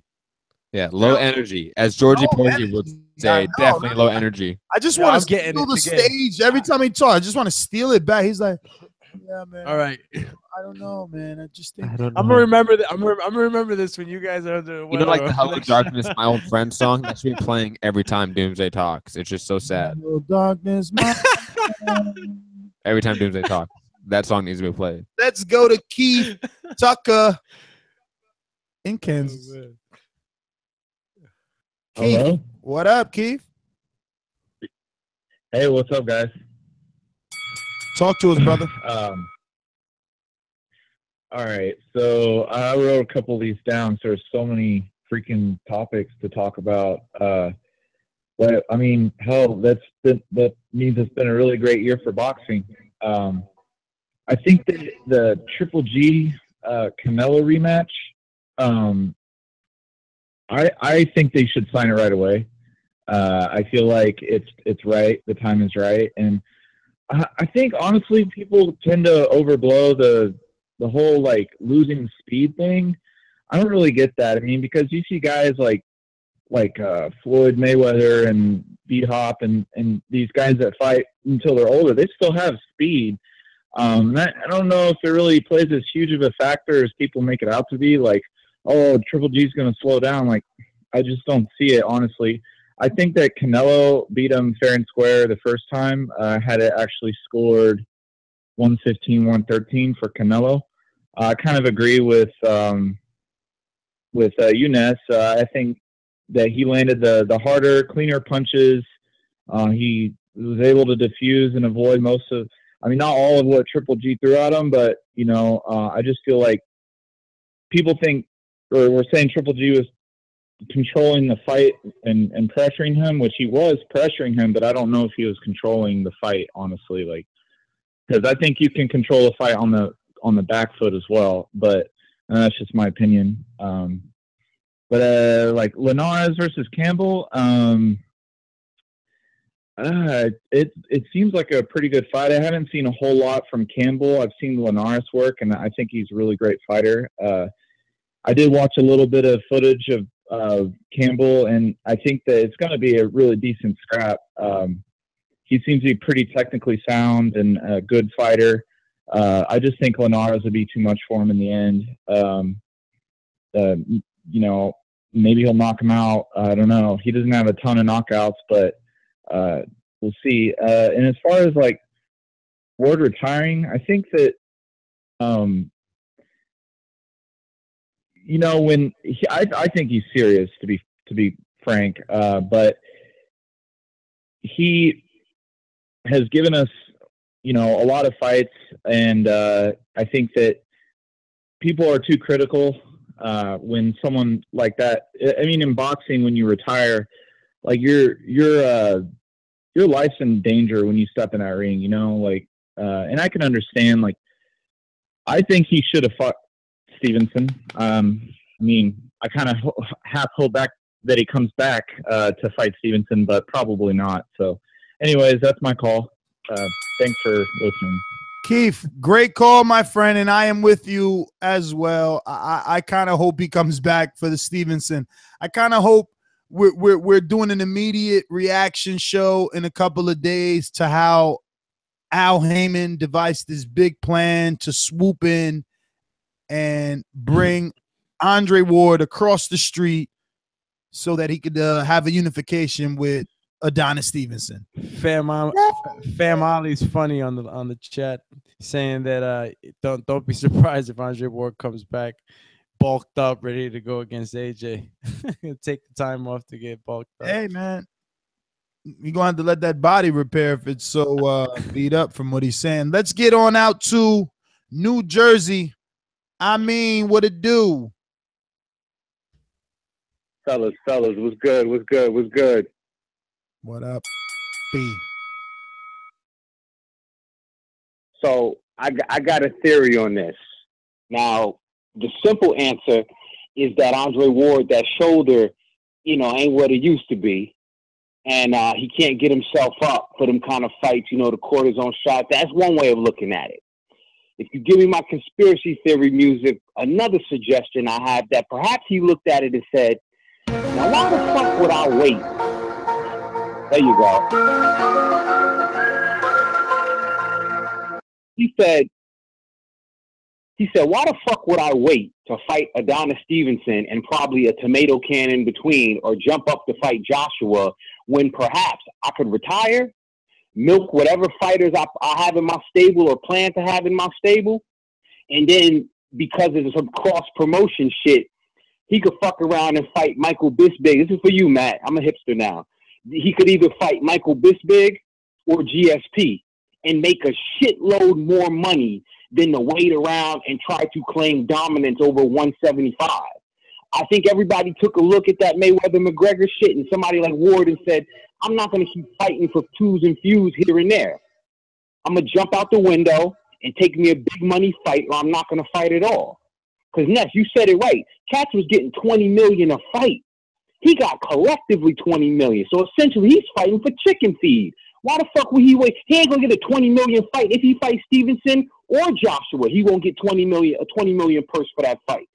So, he's either going to stay retired or do one of these cross-promotion fights against a big UFC fighter and then really cash out. That's my little conspiracy theory. I want to pick Linares, and I want to pick Valdez, and that's my call, fellas. Very quickly, we do have a ringer. I mean, Joe. Good call, good call. Speaking of ringers, there's some shady business taking place. Mr. Info Joe. This portion of the show we call In the Mr. Know, Info Joe. presented by my brother. Yo, you know it ain't no show without Info Joe. What's up, my boxing brothers? Matt, Doomsday, Ness. Yo, shout out to Smoking Joe Franklin for the ringer, man. I appreciate that, brother. Yo, put me down for, I'm going for the upset. Put me down for Jesse Hart, Valdez, Joseph Parker, and Linares. Shout out to Jake LaMotta. Rest in peace. I'm sure the boxing gods are pleased with your service. I hope you and Sugar Ray Robinson are chilling together. I would like the immediate rematch with Canelo and Triple G. And as far as Ward, Scorsese, stop hating. The Cali King SOG Ward will always be pound for pound. He would have kicked Stevenson's ass. But I got time. Yeah, you got time. Hey man, I wish he would have fought Adonis Stevenson before he retired, but I'm pleased with his career. How many boxers can say they haven't lost a fight since they were 12 years old and captured an Olympic gold, man? So if he's satisfied with his career, man, I am too, and I wish him the best of luck. Chill with his family, and that's my call. Peace, brothers. Peace, Info Joe, man. And he made a good point, man. He's been doing it for a long time. Sometimes we think about the age. Oh, he's 32. He's young. He's retiring. But how long has he been doing it, right? You know, your body takes a beating, and a lot of these young guys that start up in the amateurs, you know, some of them have wars in these amateur bouts. And your body's gonna take a beating. Beat your face in. Ward's young, 1984. Yeah, but you gotta understand, bro. So you can have a guy that's 25. And it's taking beatings in the ring, and you can have a guy that's older, 30, that hasn't had taken any. Fam, we talking about Andre Ward. People barely put hands on Ward. Yeah, well, that's what you think, but when you're taking punches, when you're rolling, the shoulders are getting punched. A lot of things when you're bending back and forth, when you're pulling away from punches, all that, you know, we're dealing with pulling away from your mic. We can't. The spine and all the other stuff. Like I said, we don't know exactly what's going on with him. I just hope that everything's okay for you. For you to quit in the game of boxing, you know, when we go in there, we give it our all. I mean, these guys have been, you know, they can fight through a fight with a broken hand. They can, you know, with an injured shoulder. There's certain things that you can work through. So my thing is what is going on in his life that physically, you know what I mean? If we're looking at it in that he's making his decision based off that he can't take anymore, what is going on, you know? And I'm curious. I mean, I kind of agree with Matt, you know. I mean, maybe they just assessed it, you know. They got Virgil in that corner. They've been very intelligent in the Ward camp. They got Prince over there. Maybe they just assessed it, and once that Tony Bellew was off the table, that was like the easiest and big reward. The Adonis is not really something that is 100% possible, and it's not a big fight. I don't even know if it's a pay-per-view fight, right? Because I mean, look at what the pay-per-views did for Kovalev, and that was 2 pay-per-views back-to-back for Ward. Maybe they just understand where they're at. They're happy with what they got, and they're walking out. I mean, because really, you know, I'm sad and everything, Matt, but if we want to be dreamers, what's the biggest realistic fight out there for him? What's the fight? Money, right? Money. Yeah, like money, whatever. What's the fight that we can say, no, Ward, come back for this fight? You know, like there isn't one. The closest is Adonis, right? The closest is Adonis. And you know Scorsese is somewhere yelling at the screen. But on even the slightest boxing fan knows, like, what the fuck has Adonis done lately, bro? Like, Adonis ain't the man in that division. Ward was the man because he beat the man. Yeah, I would say in most people's opinions, you're right. And I think Adonis is just the heavy hit. He's the heavy hitter. I mean, he's just the other guy with the belt at this point. And we would have liked to see a unification, but was it going to be a money fight? Was it going to, like, is it worth another 8-week training camp and cutting weight? You know? I guess not, man. I guess not. I see it, Ward. I see it. I hope you stood long through the show because you know you're going to hate on us. Very quickly, shout out to Eric Cruz in the YouTube live chat for donating $5 on that super chat mode or whatever it's called. Eric Cruz, not my boy from Texas, right? Yeah, of course. Our boy from. What do you mean, your boy? He's our boy. Yeah, he's our boy. What the fuck? fuck? Before he was ya boy. As soon as I got to Texas, he was waiting for me. Yo, me and him were the ones taking late night drives to fucking grocery stores or shit to get food and water for the team. Okay, Fam, you were the one fam. sleeping. Yeah, this is what people do when they're wrong. They talk over you so that the truth is not heard. You weren't even in Texas when the connection was made, bro. We brought that all the way to Florida with us so that you can get a piece of Eric Cruz in that. Yo, just let me get my jokes off, man. Come on. Yo, Matt, my run is lit. Is lit, man. He did 10 miles the other day. I thought I was seeing something. Yo, Eric Cruz is a monster. That's a lot. He ran 10? It said 10. I don't know Oh, what he, boxing therapy with the super chat. You should have put a little message with that boxing therapy. We could have read it off, but thank you to boxing therapy with the super chat. $10. I truly appreciate it. That I is like definitely that boxing therapy.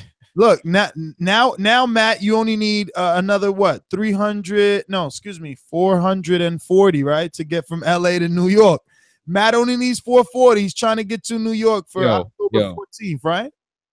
Or are we gonna November 4th? That's right. Are we gonna make Wilder Ortiz maybe like a New York little tiny appreciation party? I don't know. Oh, it's Wilder's coming out party in a lot of ways. No, but if we do that, we're not gonna be able to have like an immediate reaction and nothing. We're gonna be working, bro. It's whoa. The party is always the day before. We love you. We love everybody that loves the show, of course. We even love the haters, man. I wish some of the haters would give us constructive. Shout out to Hands of Stone. Shout out to Hands of Stone, the ultimate hater. Just hating. Let me get to Anthony in Cincinnati. Anthony, before I bring you on, I just want you to know, don't take it personal. Don't think like, yo, Ness is hating on me. He only putting out his poppies sparring. No, I'm trying to be fair to you. I don't want you to have your sparring out there and your opponent sees your stuff, and you don't get to see him. I'm a fair type of promoter. There's no games being played over here. This is not Bobby Aaron Promotions and Matt Hunter. They be doing that shady business. But Anthony, what's up? Whoa. I don't know what shady business you're talking about, but okay. Right. Shady Promotions. Yeah, I appreciate that. Yeah, I appreciate that because I sent the man. I'm like, yeah, I know you said send the man, so. But I kind of figured that because I'm like, well, damn, what do that? Everybody waiting for Babyface. I'm on there talking shit on the All Access. Where he at? You know what? Since it's a slow day, I'll tell you something. Holy shit. I don't even know who that is, but he just did another super chat on a 20, and that's a weird screen name, but thanks. I'll tell you what happened, Ant. I actually got rid of Babyface. He begged to come back because he didn't meet the deadline. Yeah, he didn't meet the deadline. So now he's got a new deadline, and he's allegedly going to meet it and all this stuff. Their coach, quote unquote, I'm using air quotes. The coach told him they couldn't do sparring yet. I'm like, whatever, man, because we got to promote this thing. We got to keep it hot. That's what I'm saying. But whatever, bro. Just walk in the boxing gym. I'm in there sparring with pro heavyweights and shit. I'm like, well, if I can get it, I know you can. Exactly. But enough border wars talk. We're gonna go ahead and set this bell off. So go ahead and give you your call uninterrupted. All right. So yeah, y'all touched on a bunch of good shit. So before I talk about Canelo and Triple G, let me give my respects to Andre Ward, pound for pound, the best. I don't know what the fuck Scorsese was talking about. He can go sit his weird ass down somewhere with Chinese black ass. But yeah. So I seen this. Did y'all see the video? They put up a little short 1 minute video. It was kind of cool. It was about. It kind of started from like, oh. Yeah, you seen that. It was kind of neat. And when I first heard it, I was like, oh, shit, he retired? Damn, no, hell no. And then I seen the video. I'm like, oh. So I'm thinking like, he might be serious. But, I mean, we keep in mind other greats are retired that came back. Mayweather did it. So maybe he could, but realistically, who is there to fight within his weight range that's worth it? I'll put this out there that we haven't even thought about. Like, no one felt this way when Bradley retired, right? Like, we're mad. We want more for more. Absolutely. I was going to say the same thing. Some of the greats, like Juan Manuel, Bradley, a couple of the guys that retired, we was like, oh, shit, okay, that was great. But, damn, more. We want more. But, then Canelo Triple G, I say, if I'm Triple G, I'll make his ass wait. I say, forget May 5th. Don't even negotiate. Make them want to negotiate. Go fight Billy Joe. Get your disputed. Get your more recognition. And then make Canelo come get you. Make him come for you. If he wants it, which I don't think he does. He lost, in my opinion. So I don't think Canelo wants no more. But go on with your career. Quit worrying about his ass. And if you want to jump to 68, 75, do that. But make Canelo chase you, because at this point, Canelo's like, well, shit, everybody's saying I'm lost. I got to go get mine back. So he's – and who is he going to fight? Charlo? He going to lose. Who is he going to fight? Danny Jacobs? He could probably lose. So Canelo's stuck at a rock and a hard place. So where is he going to go? You know, and then as far as the good fights this week, I got all 8 sides. I really want to see this Fury and what's his name fight. I really got Parker. I really got Parker winning, but Fury old dinky ass. He might run and now jab in the whole fight, so we'll see. But yeah, that's all I got. That's my call. All right, Anthony. Well, thanks for calling in. Really quick, I want to just double back. Very good night for us on the Super Chat, so I definitely want to thank KDR. No. KDDR 7989. Definitely want to thank Boxing Therapy. Cut West. Oh, shit. Look at Cut West. Cut Wheezy in the house. Thank you to Cut Wheezy. Cut West, I can't believe you ain't joined Border Wars. You was like one of the first listeners that wanted the box, and you never joined Border Wars. Maybe we get you in there in Border Wars 3. Maybe you're trying to lose weight. Maybe you chasing Doomsday since he ducked you in the heavyweight division. I know what it is. Doomsday did duck Cut West because Cut West is a heavyweight. We're gonna go back out to the callers. What happened? That's it. Ain't no more heavyweight for me. Make sure I Eric Cruz as well. Shout out to Eric Cruz. You the one set it off, Eric. It was like a chain reaction. Amen. We're gonna go out to Muhammad in West Africa. I haven't heard from you in a while, brother, but we were just talking appreciation night. And once you talk appreciation night, you can't think of that without thinking of Muhammad. What's going on, brother? Yo, what's up? Can you hear me? Loud and clear, man. You've been going in and out. What's up? Spotty connection today? Yeah, exactly. I don't know what's going on with my connection. But let me say something. First of all, that was a great fight. And Canelo just showed the whole world that he's so skilled for, the defense. I mean, when he was against the rope, I mean, that was a thing of beauty, the way them punches and everything. And he held his own. He showed cojones. He showed sangre. And you have to be his. I had him personally winning 7-5, but I can live with a draw, not like my boy Eric Cruz, because he's been in denial ever since.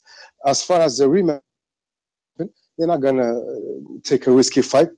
Either one can get hurt, can lose, can get an injury. So they're gonna do it next May. They will agree to terms. They will announce it probably in January. So to keep it going, and that's it. What more can we ask for? Triple G cannot get anywhere near the payday he's going to get in the rematch. And Canelo will do it for pride, for money, because Canelo is authentic, And when you hear him walking the ring walk. Muhammad, you're going to have to call back in, my friend. You are just too spotty, man. You're going to have to stop with the mobile and get on the landline. Popping all this champagne, popping all this Rosé, getting money like Jose, chain code, Norway. Shorty wants that foreplay. I'm like, no way. Gotta rock like Coldplay, killing it. OJ, getting cheese like Green Bay. Call me Aaron Rodgers. Boys, what's going on? What up? Just wanted to what up? It was great seeing you guys in Vegas. I was really happy to see you guys hit such great strides as a brand, man. I was proud to be there, man. Walking through the T-Mobile Center, and who do you see running the biggest party in the plaza but TBV, man? Walked in, you guys had one of the best boxers right now in the game on your panel there. Sean Porter, of course, not Matt, it's Sean Porter I'm talking about. So a very good job, guys. Congratulations to you guys. And then congratulations to Canelo, man. What a fight. This man put on an amazing battle. You know what? I was just talking about this earlier on with Matt and a couple of the guys. Don't let the media trick you guys, man. This is their narrative. HBO and all these guys, all these pundits, all these hipsters always want to feed boxing fans their truth and what they see, and they try to stuff it down our mouth, man. Just like Donaire and Chocolatito and all these guys that we're supposed to follow, we're supposed to like. If you saw Canelo winning that fight, it's okay, because Canelo, in my opinion, won the fight too, man. Like, he countered effectively, he hit hard, he withstood the pressure of Triple G. He unmasked the Wizard of Oz, the man that was supposed to be the unbeatable beast. He was leaning on the ropes and telling him to give him some more, right? So if you saw Triple G winning, that's fine too. But, I mean, stop it already, man. The whole world is complaining about this fight. Why, man? Canelo did amazing. And I guarantee you on the second fight, he's going to knock Triple G out, man. So, you know what? Coach Mitty said it too, man. You see what you see. You see it the first time, and that's the only time you have to judge it, man. It's like if you see a girl walking down the street, if she's pretty the first time, she's not going to turn, well, unless you've had too much to drink. Who knows? Anyhow, getting back to the point, Canelo was the man. I'm happy for him. Andre Ward, you know, what a great fighter, man. What a way to go on top. You know, I considered leaving the boxing world as well on a victory, but you know, I'm going to get my rematch in too, man. So me and Ward, we have that shared kinship there, man. So that's what I got. Peace to everyone, and congrats once again, boys. Talk to you guys later. Peace. All right, Jose, thanks for calling in, which reminds me, we'll probably be doing a recap of the Canelo Gennady Chivas Regal sponsored Fight Club party that we did live from Beer House, just to talk about the event and the overall experience. We'll probably do that tomorrow. And on Patreon, we'll definitely be doing a live fight chat for the Valdez and Ramirez card. So head on over to patreon.com/ThaBoxingVoice to sign up and be part of that live fight chat, as well as support your favorite podcast to ensure that we remain around here doing what we love. We're going to go out to Noel in Baltimore. Noel, talk to me. Noah. Oh, damn. Noah. Yeah, it's Noah. Can you hear me? Loud and clear. Hello? Loud and clear. Okay. So, Andre Ward, to start with, much respect.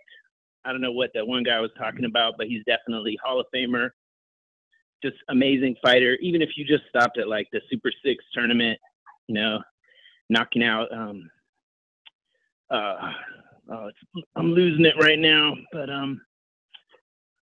forget it. So he knocked out somebody that beat Bernard Hopkins, and I can't remember right now. But anyway, he's amazing. Also, Canelo and Triple G was an amazing fight, and I'd love to see him run it back as soon as possible. So I hope that gets made. And I think that's it. That's all I got for you today. All right, brother. Well, thanks for calling in. Short and sweet, no problem. We got some alumni. It's been a long time, man. I hope that road has been treating you well, my friend. Ladies and gentlemen, I'd like to introduce to you a young fella, and he comes from the Magnolia.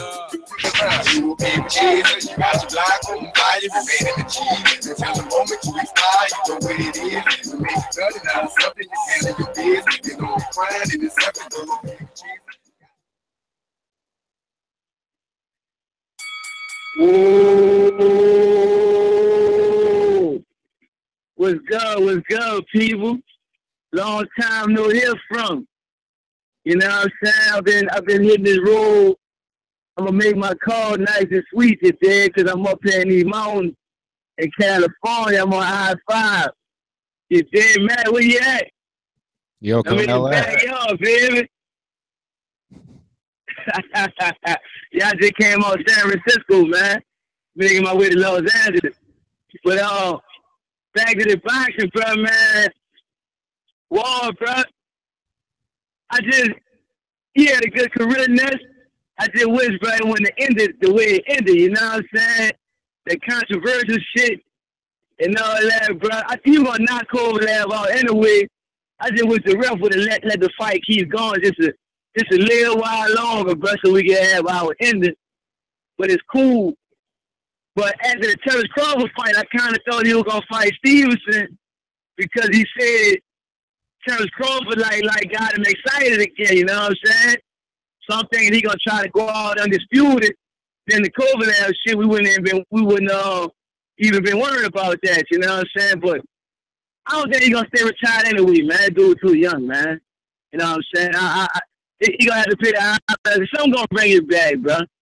But for the Triple G and the Canelo fight, Canelo fought him better than I thought he was in the chin. He had a much better chin than I thought he had, man. But man, man, he gonna get knocked out that next fight. But he gotta fight like he only fighting like the first half of the round. That's it. Man, Triple G not gonna let that shit. He gonna throw them body shots the next fight. Canelo gonna get stopped, man. But he fought well, bro. He fought better than I thought he was. But man, Scorsese is tripping, man. With that, he talking about world trash. He ain't on a pound for pound list. Man, he fought, man, Stevenson there. How many years to fight Cole left? And he ain't never fought him. This man come up from a weight division below. 2 fights, he ain't there with him. You know what I'm saying? Wasn't nobody tripping on him fighting Stevenson anyway. But the way the Cole fight ended, that's what made me want to see him and Stevenson. All right, go out undisputed there, you know what I'm saying? But that's my call, man. Y'all be easy, dude. Man, where you at, dog? I'm in your backyard. Come to LA, man. Come to Long Beach. That's right. No. Thanks for calling in. Really quick, shout out to Eric Cruz again with another super chat. And he says, support the best boxing show in the world, guys. Join Patreon. You know, I'm going to make it real sexy for guys. Actually, I'm going to start off by saying, Eric, I don't know if you want me to mail it to you or next time we see each other, but I'm going to give you a little WBC package. I got a whole bunch of WBC 50th anniversary shirts and WBC towels and pins that I'm going to give, obviously, to Eric Cruz and some of the other guys. And definitely anyone that joins Patreon on a ringer status from today moving on. For today, because I'm not going to be able to keep track of that if it's not today. So anybody joins Patreon to get a ringer status, I'll make sure I give them a 50th anniversary WBC shirt and a gold WBC pin, as well as a WBC hand towel, all with embroidery as well. Really dope. I've been having it. I got to give it away. So why not to some of the next signees? Remember, with Patreon, you get a lot of exclusive content, and you're also supporting the show that you love. Matt, you got a little producer's message there. What's going on? We have as you were talking about ringers, we have a new ringer. Oh, wait, he's got to wait. He's got to wait because we got to go to Monster Piece, who already got to me. Is she still there? Yeah, she is. Yeah, she said that Jorge Linares is busy. He's not coming on, but she wants her call. So, First Lady, talk to us. Hey, yo, shout out to all the guys donating. I just want to let you guys know y'all owe my booze for that. Thank you. We appreciate you losing up your wallet for us, so we appreciate that. Much love. CBB really does love you guys, so thank you. Listen, we're working hard back here. Ness. He's still out there, and if anything, maybe hopefully in the next few minutes, if we're still on, we could probably squeeze him in. But you know, guys, we're working hard for you. At least the hard work is halfway done. At least I got through his people, and that's the important part. We could always bring him back. But yeah, I'm excited for this weekend. I like it when there's a lot of fights. I like it when there's something to at least watch. I'm picking Linares this weekend, and I'm picking Valdez for this fight. So those are my two top fights that I'm really looking forward to, and the ones that I'm really looking forward to pick. I really like Linares, guys. I don't know. Do you guys ever think we're gonna see a Linares versus Mikey Garcia fight ever, or is that like too far fetched? Because we felt the same way about Lomachenko and Rigo, and that's happening. So, do you guys ever think that would happen? Because that would kind of be like my guilty pleasure / dream fight on the low. What do you guys think? Mm-hmm. Which fight? What? Which fight is your fight? Which is I the told guilty you, pleasure? Mikey Garcia versus Jorge Linares. Oh, I don't know. I kind of feel like I know what's gonna happen in that one. It's gonna be Mike Garcia. Linares' face is not going to hold up to a puncher like Garcia. He cuts easily. Okay, well, I still want to watch it. And also, man, I don't want a fucking rematch. What was the question? You don't want no rematch? Oh, my Canelo? No, I don't want no fucking rematch. Yeah, in Triple G. I don't want no fucking rematch. Fuck that fight. Why? Fuck them. Because the decision from the first one, it just left a bad taste in my mouth. I'm sorry. Maybe I'll get over it in a month. I'm pretty sure I will. Like in a month. I'll get over it. You know what I mean? The wound is still, the wound is still, if you want to start playing the violin right now, is a good time. The wound is still hurting, man. The cut is still too deep, bro. I can't take this no more. Like, why you gotta do me like this? Why you gotta do me like this, yo? Fucked up. But yeah, man. I'm done. Those are my picks.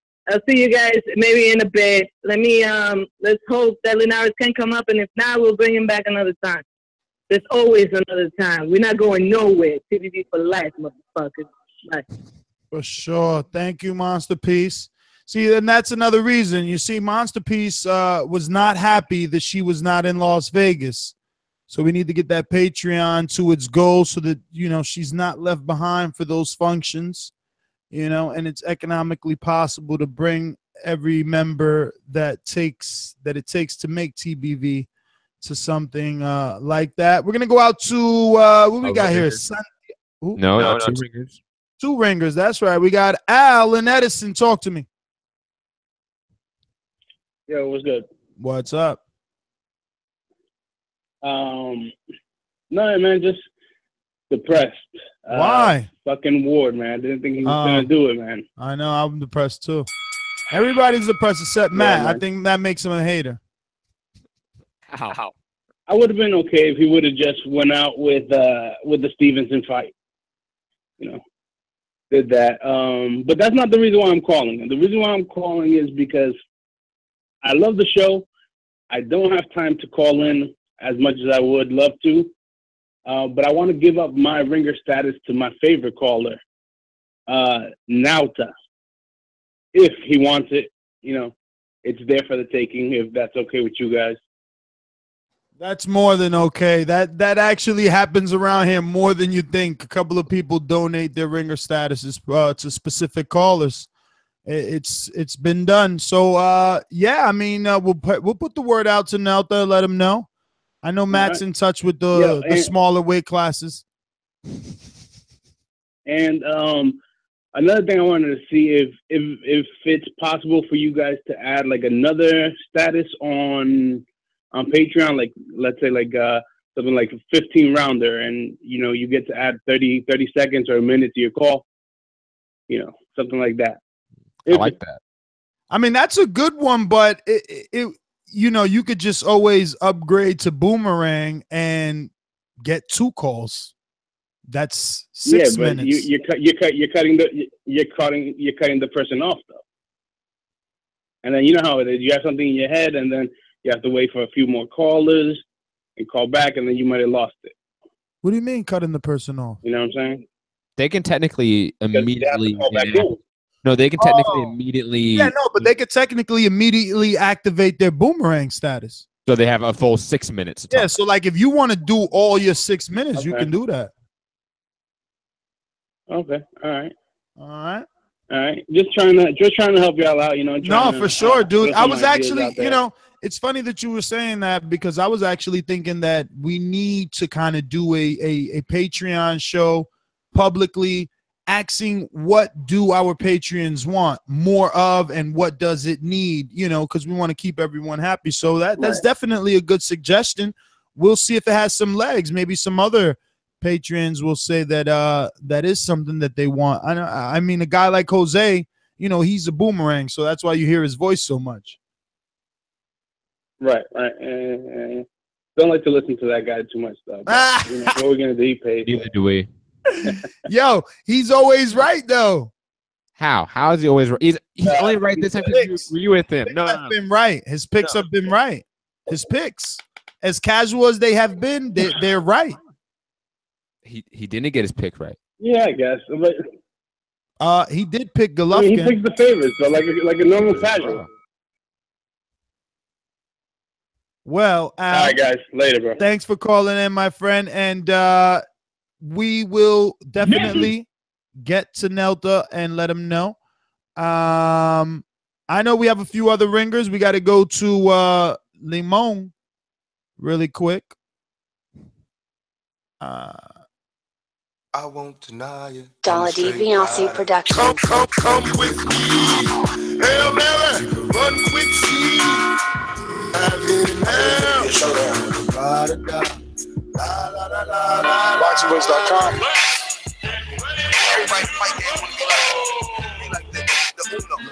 Gennady Golovkin Productions.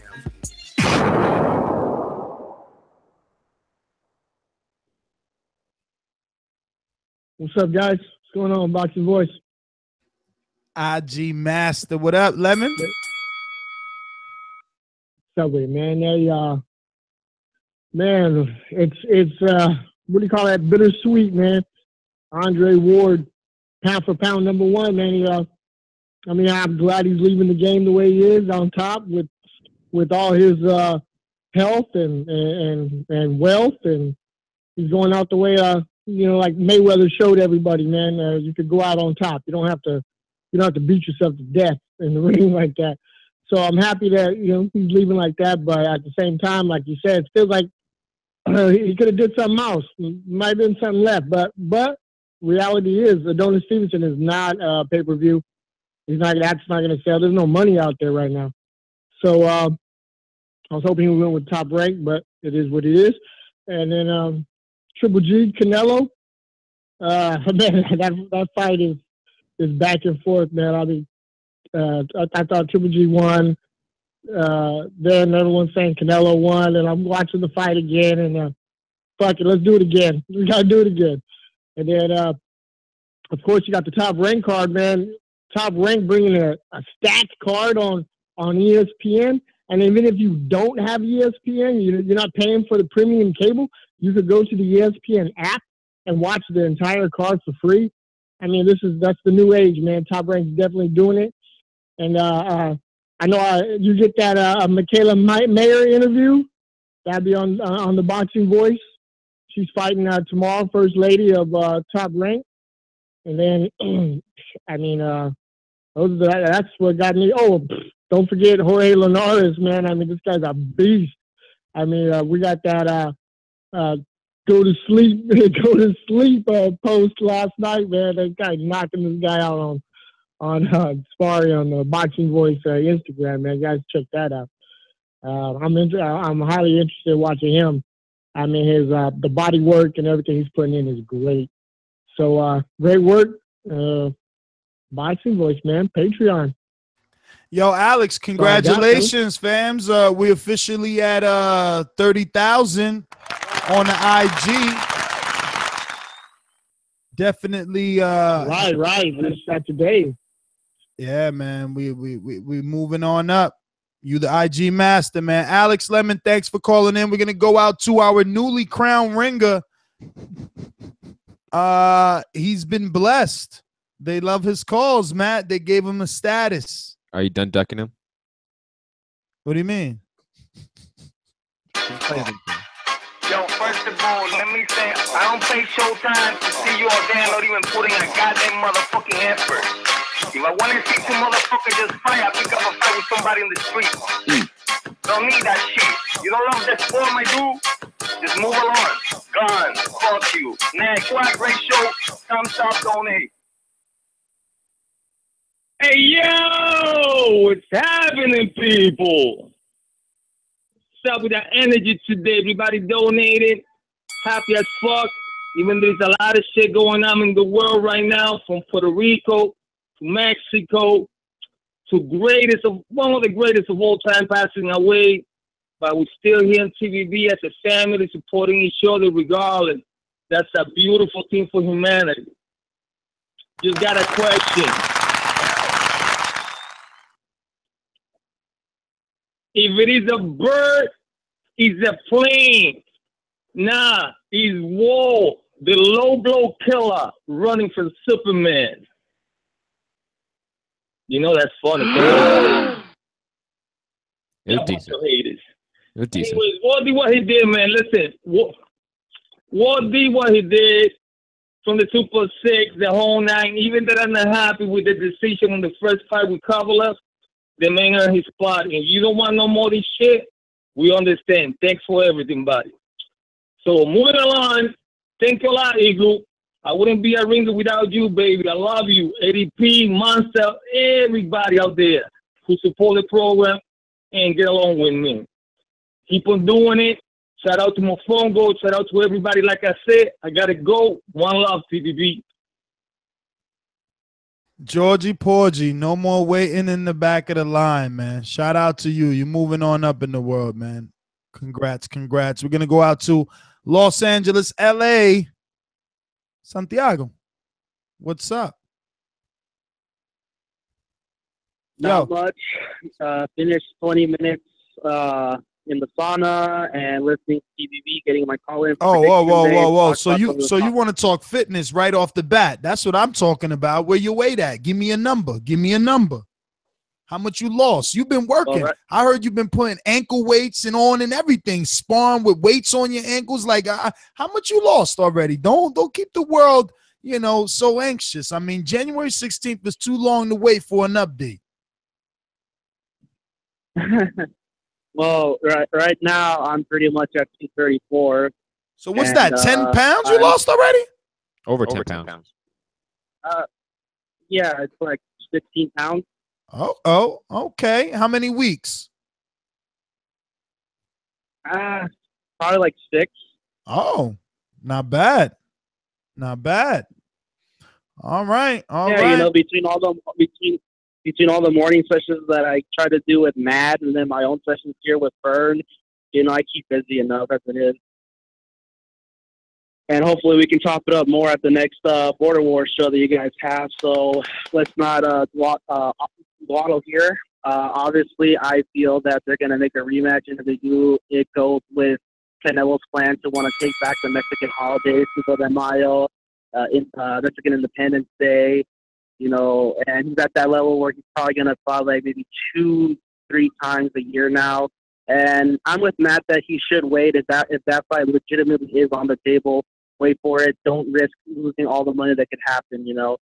It's a big fight. It's a rematch to be made, and it's something we want because the only thing that really does hurt everybody is that Adelaide versus Poker. Had it been 115, 113 for Canelo, no one would be assist. That's my opinion on that. I'm excited for the top-ranked ESPN card. Michaela Mayer on the ESPN app, Oscar Valdez, Gibbs, Gilberto Ramirez. All 3 of them are my picks for tomorrow's fight, and I will be at the forum watching the Jorge Linares with Campbell card from the moment doors open all the way to the main event. And I'm picking Jorge Linares on this one, too. I think he's a better overall boxer. I think he'll probably get the knockout in this fight. I give it to about maybe around 9-10. And if they do make that fight with Mike Garcia, it does make sense, even though I would still favor Mikey on that one because he is cursed with very sensitive skin. That's my call. Any other questions you guys have regarding any topics, feel free to ask. Otherwise, I'll jump into school and start my shadow boxing. Yeah, my question is, are you going to travel with Matt to New York November 4th? Come get some of this real sparring. If I can afford it, sure, because No, I'm joking. I'm joking, I Santiago. I'm pulling your leg, man. I'm fucking with you. Hey, Ness, I would not mind a friendly spar with you, okay? Anybody that I can spar with, I will spar with. I even got in a spar with Mark. Oh, you got one in with Mark too? You got like 2 or 3 rounds in with Mark. Yeah. I want to see that. I got it. Mark is impressive. And you see Mark opened his tongue up. You seen that. He said it, and I was right. You thought I was being mean to you, Matt. See? But Santiago, thanks for calling in. We're going out to another Border Wars participant. We're going out to Iron Sal. What's up, brother?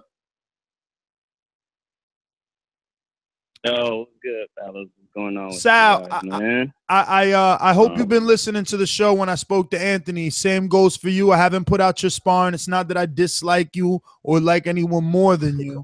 It's just that, you know, I don't want your opponent studying you if you can't study him. You know what I'm saying?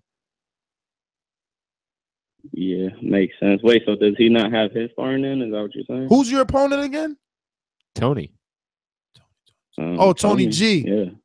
Yeah, I think Tony G submitted. Yeah. I'm not 100% sure. That's Butterbean's cousin, right? Yes. I think so. Got to double check. I have a question about that, bro. Yeah, I got a question real quick about that whole thing. I know this isn't a Patreon show. Nah, we'll do it. We actually got time. We'll do an overtime. We haven't done that in a while, so we'll do that right after this. We only got a couple more calls to get to. Are we doing overtime? Yes. Yeah, we might as well. It's been a while. That's what we need because it was too frequent. But Gad, I'm gonna get and start the clock, Sal. Get to your regular call. No interruptions. Yeah, go ahead. All right, man. Well, I'll get to it. Touch up on these things real quick. The whole Canelo Triple G. Everybody had people had Canelo, people had Triple G. Me personally, I had Triple G. A rematch. I mean, it only sounds right. You know what I mean? I feel like Triple G got robbed off the fight. The good thing he didn't get robbed off his belt. So of course, a rematch would be good. Good for boxing. It's gonna make money. So why not? I got Linares. I got Valdez, and I don't know why. I don't know if I'm the only one that's hyped about this fight, but I'm looking forward to the Yuri Fury fight with Joseph Parker, and I actually got Hughie Fury winning that fight. So I'm actually gonna. I've been looking into it, saying that they're gonna show it on YouTube, but it's not posting like the U.S. price. So I'm hoping they're gonna let us buy it, because if they do, man, I'm gonna get that, because I really actually want to see that fight. About Andre Ward retiring, bro. It's like a bittersweet moment, like everybody else was saying, bro, because obviously we wanted him to be more productive in his career and stuff, but what he's done in his career, his whole entire career, amateurs, Olympics, and pros, like, we got to give the man his props. He did his thing, you know what I mean? We can't be fickle. He's done a lot more than most boxers, and he's getting less credit for that than they are. You know what I'm saying? So, it is what it is. He has, you know what I mean? He has to think about his family. He has to think about his future, and he's on top. He's a good commentator, so he'll be all right, man. I'm not too worried about it. Of course, I would have wanted him to fight Adonis Stevenson, but it's all right, because I honestly feel Ward would have dominated him. All he had to worry about was a left hand, and Ward's way too skillful for somebody to think that one left hand is gonna fucking put him, you know what I mean, put him away, dude. He's too smart for that shit. So I'm all right with that, man. But again, I see some people in the chats and stuff asking what's Patreon or what's Border Rollers. If you guys don't know, man, go to Patreon. There should be a link in this chat or in the little thing right here. Follow it and join, man. Be a part of the Patreon family. You guys are tired of all the trolls in the chat talking shit, talking this, man. Get over there. It's a whole different vibe. Nothing but love over there. You'll see me. You'll see me getting some work. You guys are gonna see some sparring footage pretty soon. So it's all love, man. Go ahead and join that. Till next time, man. I'm gonna catch you guys. Sal, great call as always. Thanks for calling in. We're going out to Santos in Florida. Talk to us. Yeah, what's up, guys? All right, I'm gonna run through this right quick. With the Canelo versus Triple G shit, I say Triple G got paid. Canelo showed he wasn't scared, and we got a hell of a fight. Everybody wins. Everybody stop bitching and whining. All right, a little shade on Triple G. Who else does he fight on pay-per-view, man? Nobody really. He already showed he's not worrying about unifying, because he could have took the BJS fight. And he didn't. So I'd rather see the rematch with Jacobs. If he doesn't, I say it's a duck. All right, that's just what it is. Are the Triple G fans Rios and Pravanagar fans? Because they move forward and get punched all the time too. So maybe they should be their fans too. All right. Andre Ward, like I said when I called last time, If you ain't got him pound for pound number one, you're just a hater. I mean, it is what it is, man. He's on top of the game. And I think it's the worst time for him to quit right now because we got all the Kovalev casuals willing to pay to watch him lose. So I think he can make money right there and get that green. All right. Linares ducked Mikey, obviously. And he talking about this is the best name to get after Mikey. That's bullshit. Tapia Rosado, I don't know what the fuck to say. Tapia can't produce even with Freddie Roach. Rosado's average at best, and that's what I see. Everybody get on Patreon. I was gonna say $10 a bet, but y'all trying to get ringer status. That's too rich for my blood. But I do like that $15 shit for extra 30 seconds idea. I love that shit. I think I should look into that. And another thing with Tapia Rosado, the loser has to be done, no? Potentially. Yeah, that's what I would say. I mean, if you lose to one of these fucking guys, you just about done. I don't see you going nowhere else after that. Who the fuck do you fight after losing to these one guys? But that's my call. Holla at y'all. Well, all right, brother. Thanks for calling in. And as far as the ringer status, I know that I'm asking people to join the ringer status, but that's only because what I'm willing to give away is about $100 value, you know. The WBC gold pin, and I don't know if you want to call it a handkerchief or a hand towel, and then the 50th anniversary shirt. Those are just quite expensive items, buddies. So I'm gonna give those for free for those that sign up to the ringer status. Speaking of, what do we got here? Going down the line. Ricky! Come on, Matt. You're supposed to laugh. That's from your hood. That's so old. Hello? We got you, Ricky. We got you. Just trying to see if Matt ever watched some Boys in the Hood. Obviously, of course I did. He didn't. Too young. Triple G Canelo. I thought that was a good fight. All I want to tell people in general is don't let that judge shit on a good fight. That was a good performance by both men, in my opinion. I had Triple G winning that 7-5. People can go back and forth all day, but I thought it was a good fight. So I'll leave it at that. In terms of the rematch, my opinion, I could see them trying to set something up with Cotto or Canelo on Canelo's side for May for doing a rematch. That's if Cotto was willing to cash out and go past that December date. If he decides to stick with that December date, then obviously that won't happen. I don't see Golovkin going back in there in December. So I see Golovkin's team running over to Billy Joe Saunders and trying to snatch that belt for their next fight. That's what I see happening. So the rematch, I think it's going to happen next September. I think Oscar's going to draw that out just a little bit. Let Gennady get another fight in, another year older. So that's what I see happening with that. Andre Ward, what can you say? The guy put in a good career. He put in a lot of work. Everything coming up from the Olympics. He went into the Super 6. Did what he had to do. He was quiet for a while. Came back. The first fight with Kovalev, of course, was an epic fight. Controversy, of course. I had Kovalev edging that fight out. That was because of the knockdown. Second fight, asterisk, but that's fine. Either way, the guy put in his work. Give him all the credit. But then again, you guys know how retirement works. So let's put retirement on the shelf. I won't be surprised he comes back. Linares, I like that guy, man. That's one of my boys there at 135. The only guy I see giving them problems is probably Verdejo and then, of course, Mikey.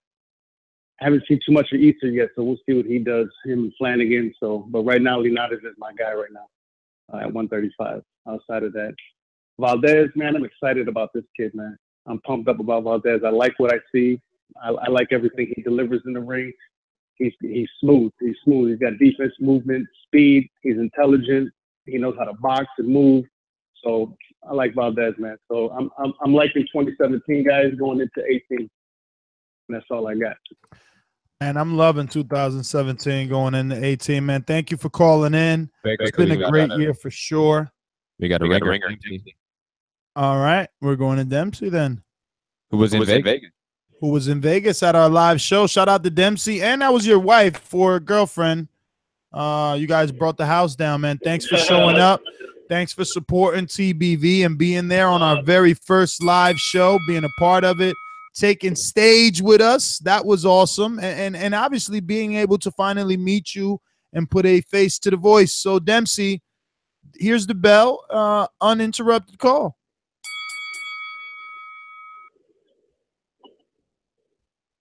Shout out, Boxing Voice. What's up? It was great meeting you guys, man. I was loving the energy. You guys rock, man. You guys really killed it during the live show. Great guests, great crowd, great energy. I mean, shit. What more can you ask for? And yeah, it was an honor to meet you guys. I don't know if I like it or if I looked like it, but I could definitely say I was kind of starstruck. I normally don't get starstruck, but I was around you guys. But it's cool, man. Well, I'm with everything else. I'm just going to talk about Andre Ward for a little bit. I'm just going to say congrats to the man on a storied career. Definitely accomplished a lot. Definitely proved a lot. And in regards to his win with his TKO win over Kovalev being his final win, that's a hell of a way to go out. That's a hell of a way to go out. It really is, man. Not many fighters can go out on top and with their final win of their career being a TKO win or a KO win for them, for that matter. That's not a common thing. It's a rarity to see something like that, and he did it. You know, he did things his way, and he went out on his way. Like that Frank Sinatra song. I did it my way. Hell yeah, man. Hats off to the guy. Definitely. Canelo Golovkin, what a fucking fight. What a fucking fight, man. I loved every second of it. Action, drama, competitiveness, you know, and I had a feeling it was going to go all 12 rounds. I did, and I could definitely say that, you know, my gut spoke the truth. It did. And I had a feeling that Canelo would be able to handle Golovkin's power, you know, but I just needed to see it to believe it, and now I believe it for sure. One thing about Golovkin, you know, he may not be the monster puncher against the upper echelon fighters, but one thing that he definitely proved is that he can hang, and he could definitely beat them. That's for sure. I had Golovkin winning the fight, although I will admit there were some very, very close rounds in the middle where he probably could have given to Canelo. But I just think he wasn't consistent enough. That's it, and that's why I had to give a lot of those middle rounds to Gennady. Other than that, man, it was a great fight. It was a close fight, and it's just too bad that Bert's scorecard was what it was. But as Santiago said earlier, if it was a 115-113 for Canelo, I don't think we would have as much complaints as we're having right now. But other than that, we boxing fans won. We got a great fight. 2017 has been kicking ass. Let's keep it coming. Wilder Ortiz, this shit just got better. Shit just got better. So, Dempsey, thanks for calling in. And once again, thanks for being part of that live show in Las Vegas at Beer House. It was great to have you and meet you in person. We're going out to the 619-431. Is this Ali from Dago? Did my producer drop the ball again? Yes, he dropped the ball. Ale Kumaye, thank God that niggas seen another day. What's good, Boxing Voice?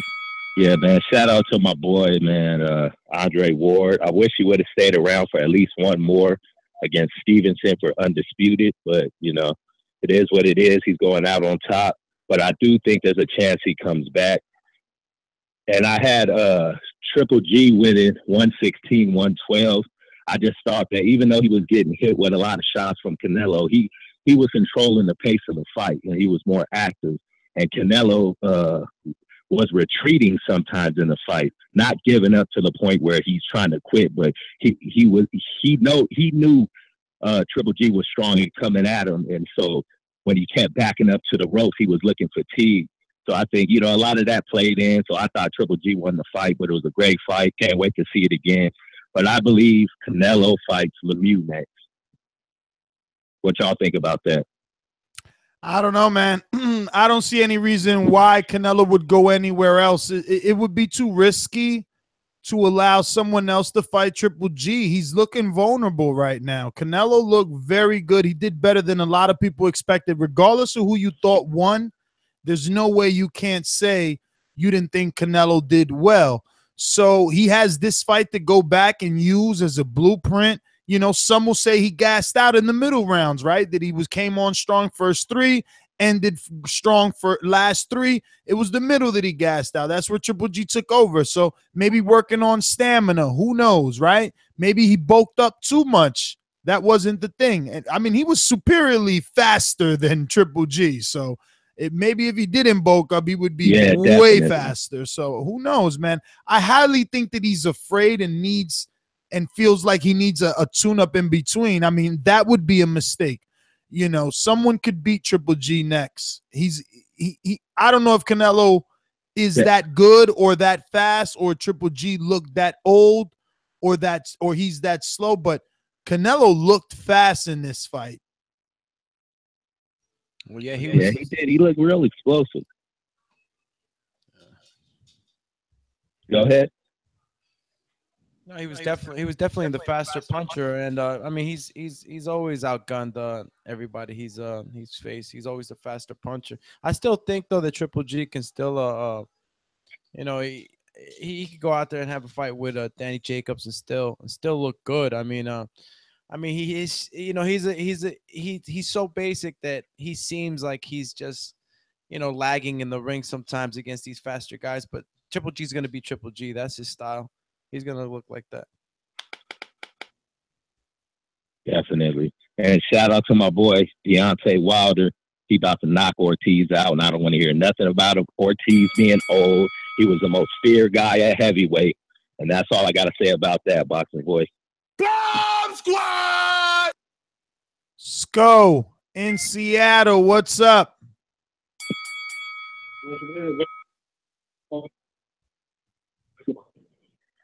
Yeah, man. Should I sound like I'm the only one that had Canelo winning 115, 113? I gave him 4 of the first 6 and like 3 of the last 6. So I'm in the minority on that one. I didn't think Triple G looked good at all, man. He looked slow and inaccurate. And I'm used to him not being super fast, but the accuracy thing was new to me. He just couldn't land a shot on Canelo.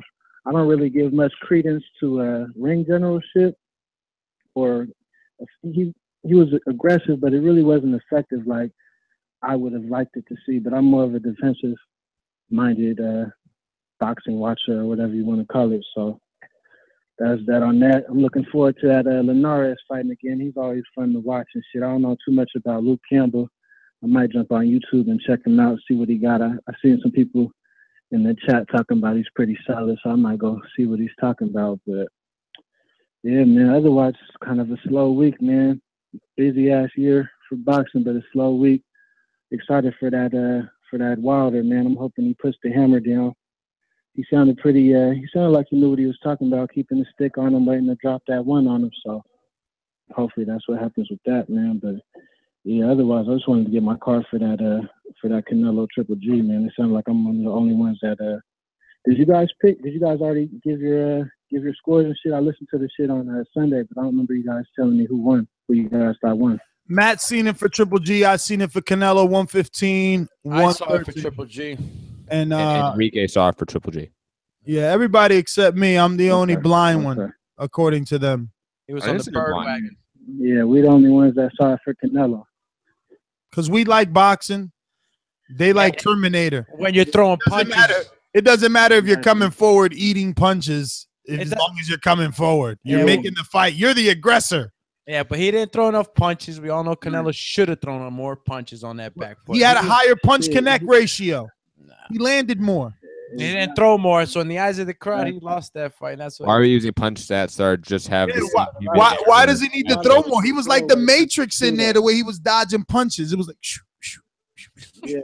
Yo, I thought he was Mr. Smith. He looked bad in there, man.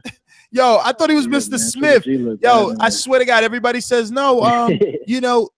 when you get in there with Mayweather, yo, he learned something from Mayweather. He looked like a little redhead version of Mayweather in that motherfucker, the way he was dipping them shots. One thing I will say, I think what he should have did, took another page from Mayweather's book, is he should have, instead of not really running away, but instead of moving so much, he should have got his shot off and then tied him up. That's one thing I think Canelo could add to his arsenal to really make that fight more, basically a better win for him next time around. Instead of fucking trying to back up and slip, he needs to land his shot up and get it off. You're right about that, Sco, because you know what? When Mayweather leads with that right, he ties you up as soon as he lands. Canelo landed that baseball hand right on Triple G, and they both looked at each other and kept fighting. So you're absolutely right about that.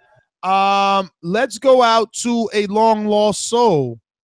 It seems like the Guardians of the Galaxy have found him, or Superman released him from, what's the Phantom Zone? Phantom Zone. Remember me? I'm Stuart Little. I'm Stuart Little. What's happening, Nestor? Stuart Little, what's up, brother? How the devil are you? Ah, man, I'm having a hell of a year. 2017 can only make me happy. Oh, I'm glad to hear it, man. I'm glad that you're doing well. I'm sorry I haven't been around, but I had to get away from the boxing scene, mate. It become very toxic, become very depressing. Yeah, when Kelbrook lost, man, tough.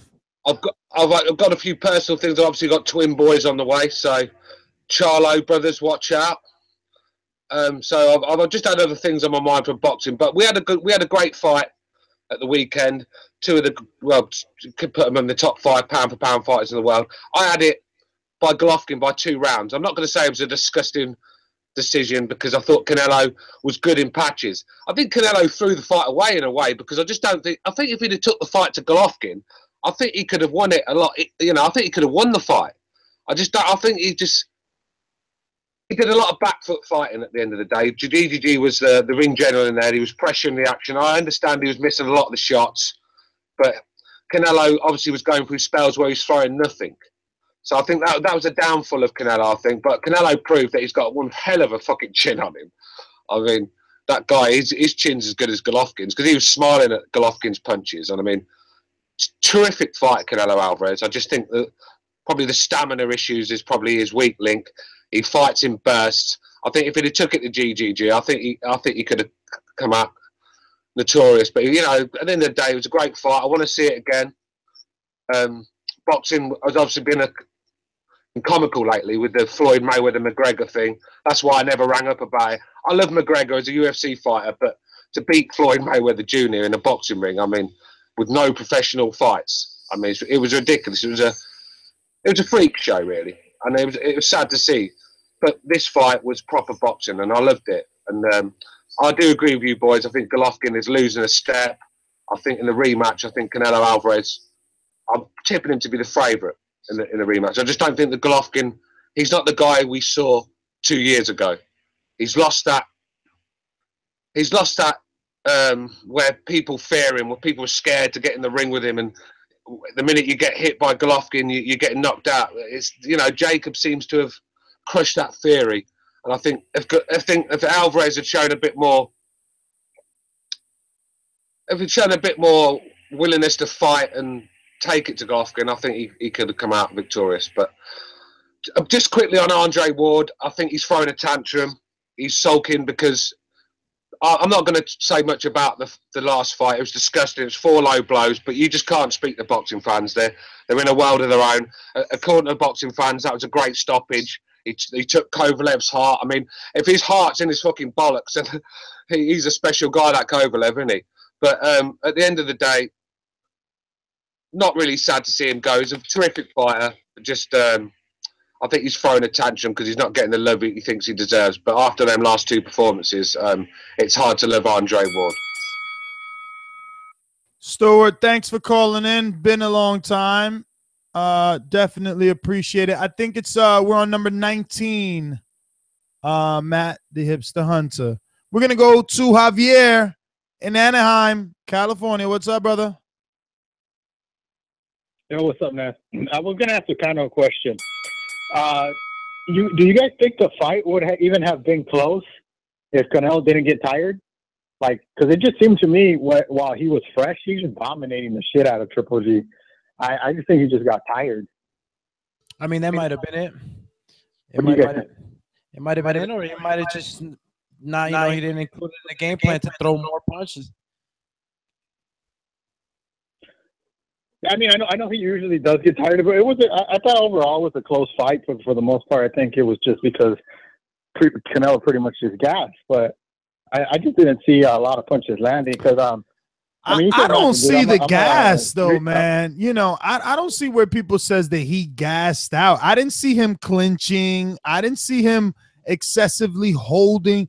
He was on the back foot, getting away, making Triple G miss. But when you're on the back foot too, you know as well as I do, Ness, when you're in the ring and you're tired and you start backpedaling and you're not throwing punches, you're tired. He showed you can't get credit. He showed that he was getting tired. And he would stop. He would stop and throw a fucking 3-punch combination. Triple G is stand there and just take it, whether it's on the gloves or the face. He was getting hit to the body. I mean, they just ain't give him his credit, bro. He was killing Triple G. Deflect a bunch of shots too. You're acting like Triple G ate every shot. Triple G's defense was good as well. No, but he was eating him towards the end for that exact same reason, because I thought Canelo did gas a little bit, even though he was still landing those combinations. You could take the power a lot easier when they don't have the same power that they did in the beginning of the round. Because when he was landing those combinations in the beginning of the round, Triple G wasn't just fucking walking right towards him. He was stopping. I mean, part of it was that he did get tired. Well, just one last thing before I go. I'm a fucking union carpenter out here in LA, and you can imagine how many fucking Mexicans you see on these high rises out here working. And I mean, everybody had it for fucking Triple G, and I just didn't get it. But you know what their logic was for telling me that Triple G won the fight? Canelo was backpedaling. And I was just like, what the fuck? Like, that's all you guys tell me. Nobody. Yeah, like, because it's not punches. boxing amongst Canelo was backpedaling. It's not boxing amongst the Hispanic community if you're on the back foot, man. That's why Oscar lost, bro. You know, Oscar got on the back foot versus Tito, and he lost for the same reason. Javier, thank you for calling in. I want to really quick give a shout out to Kid Emperor with a super chat donation, and he says, TBV, keep it going. 2017 has been by far the best year for boxing since the mid 2000s. Thank you so much for the support. I think that's brings it around to about $50. Matt, you're only 400 away from your flight to New York City. Shout out to the listeners helping little Matt get around the town. We're gonna go out to speaking of your city, your brethren, the Ducker himself, right? Let me not do that. He's got a life. I got a life, man. Long Beach in the house. Yeah. Hey, you know, Matt pushed me up against the wall and slapped me and everything for embarrassment. Tell me about that. Nah, he ain't tell me, but I can imagine. Matt had grabbed me by my ear, had me by my collar and shit, had my feet off the ground and everything. He wasn't happy. He wasn't happy with you, JB. He was like, "Don't you dare fucking embarrass me." Had my feet off the ground. Yo, Matt must have been on steroids because you're a pretty big boy, bro. If he could pick you up, I'm gonna have to be worried what I'm saying to Matt. I was on that Jay Prince status, you know. Watch out for him. But yeah, man, I initially had it 7-5 Golovkin, but I'm gonna play some devil's advocate here. A lot of rounds, a couple of rounds in there, I did a thing that I've done in the past where I said, I guess I'll give it to Gennady. And every time I end up feeling like that, the fight ends up being completely objective afterward. I hate having to say, I guess I'll give it to him on just the fact that he's being aggressive. Now, let's define the definition for it. And this is not verbatim, it's more paraphrasing. It's basically like the aggressor may appear dominant because he's coming forward. However, if the aggression isn't effective, the point should be awarded to the defenseman. Now, legendarily, Willie Pep has won rounds without throwing a single punch. You may ask, how is that fucking possible in today's age? Because that can't happen with us today as boxing fans. Because we just don't, even though defense is one of the 5 criteria, we just don't know how to apply that to scoring a round. So all we do, we're conditioned to just go with the guy who's being aggressive. I picked Canelo, though I picked Canelo. I had Golovkin winning, though I felt I'm just conditioned to give rounds to the aggressive guy. But I picked Canelo on the premise of I knew he'd be able to land that Sunday punch. And he did, and we all know the one he's talking about.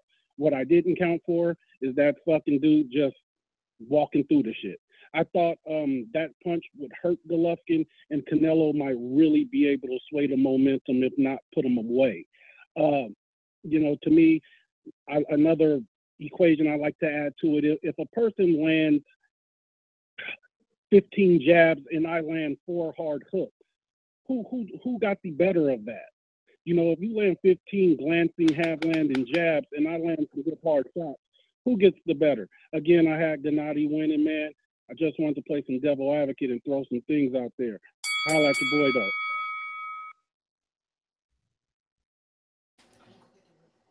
All right, ladies and gentlemen, JP, thanks for that call. Matt, are you there? Let me see who's here on the panel. All right, let me go here and boom. Yes.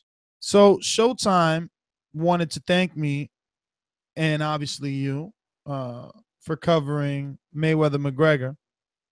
But look at what they choose to send me as a thank you.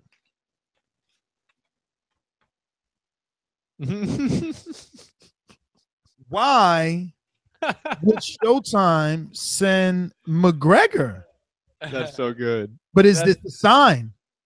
That's good. And he's got a chain on that says that it's a money chain. But is this a sign of what's to come? I don't know. Showtime has talked about. Let me tell you something. This is because they said, hey, we want to send you a thank you. Give me your address. Boom, I gave my address. This shit came next day. Special delivery. So they're paying extra money to send people a poster of McGregor? We do know that Showtime has talked after that fight about maybe offering up a deal to the UFC. $15 Patreon gets this authentic Mayweather-McGregor poster, but it's really McGregor. Yeah, the king. You're king. Nah, come on. Nate Diaz is going to whoop that ass. Come on. So let's wrap it up. Final thoughts. We got a lot of thoughts because it's a big old show. Final thoughts, Canelo. I think he won. I hope that he doesn't do anything other than Triple G. Don't give anyone the opportunity of taking this glory from you. Definitely set that up, put it in paper, and get Triple G on the dotted line. In terms of Andre Ward, sad to see him go. I think that there was still more that he could have done. In terms of just like for his own well-being, like his own health, financial gain. Like I still think there were some big fights left out there, but I'm happy with his decision because that's what makes him and his family happy.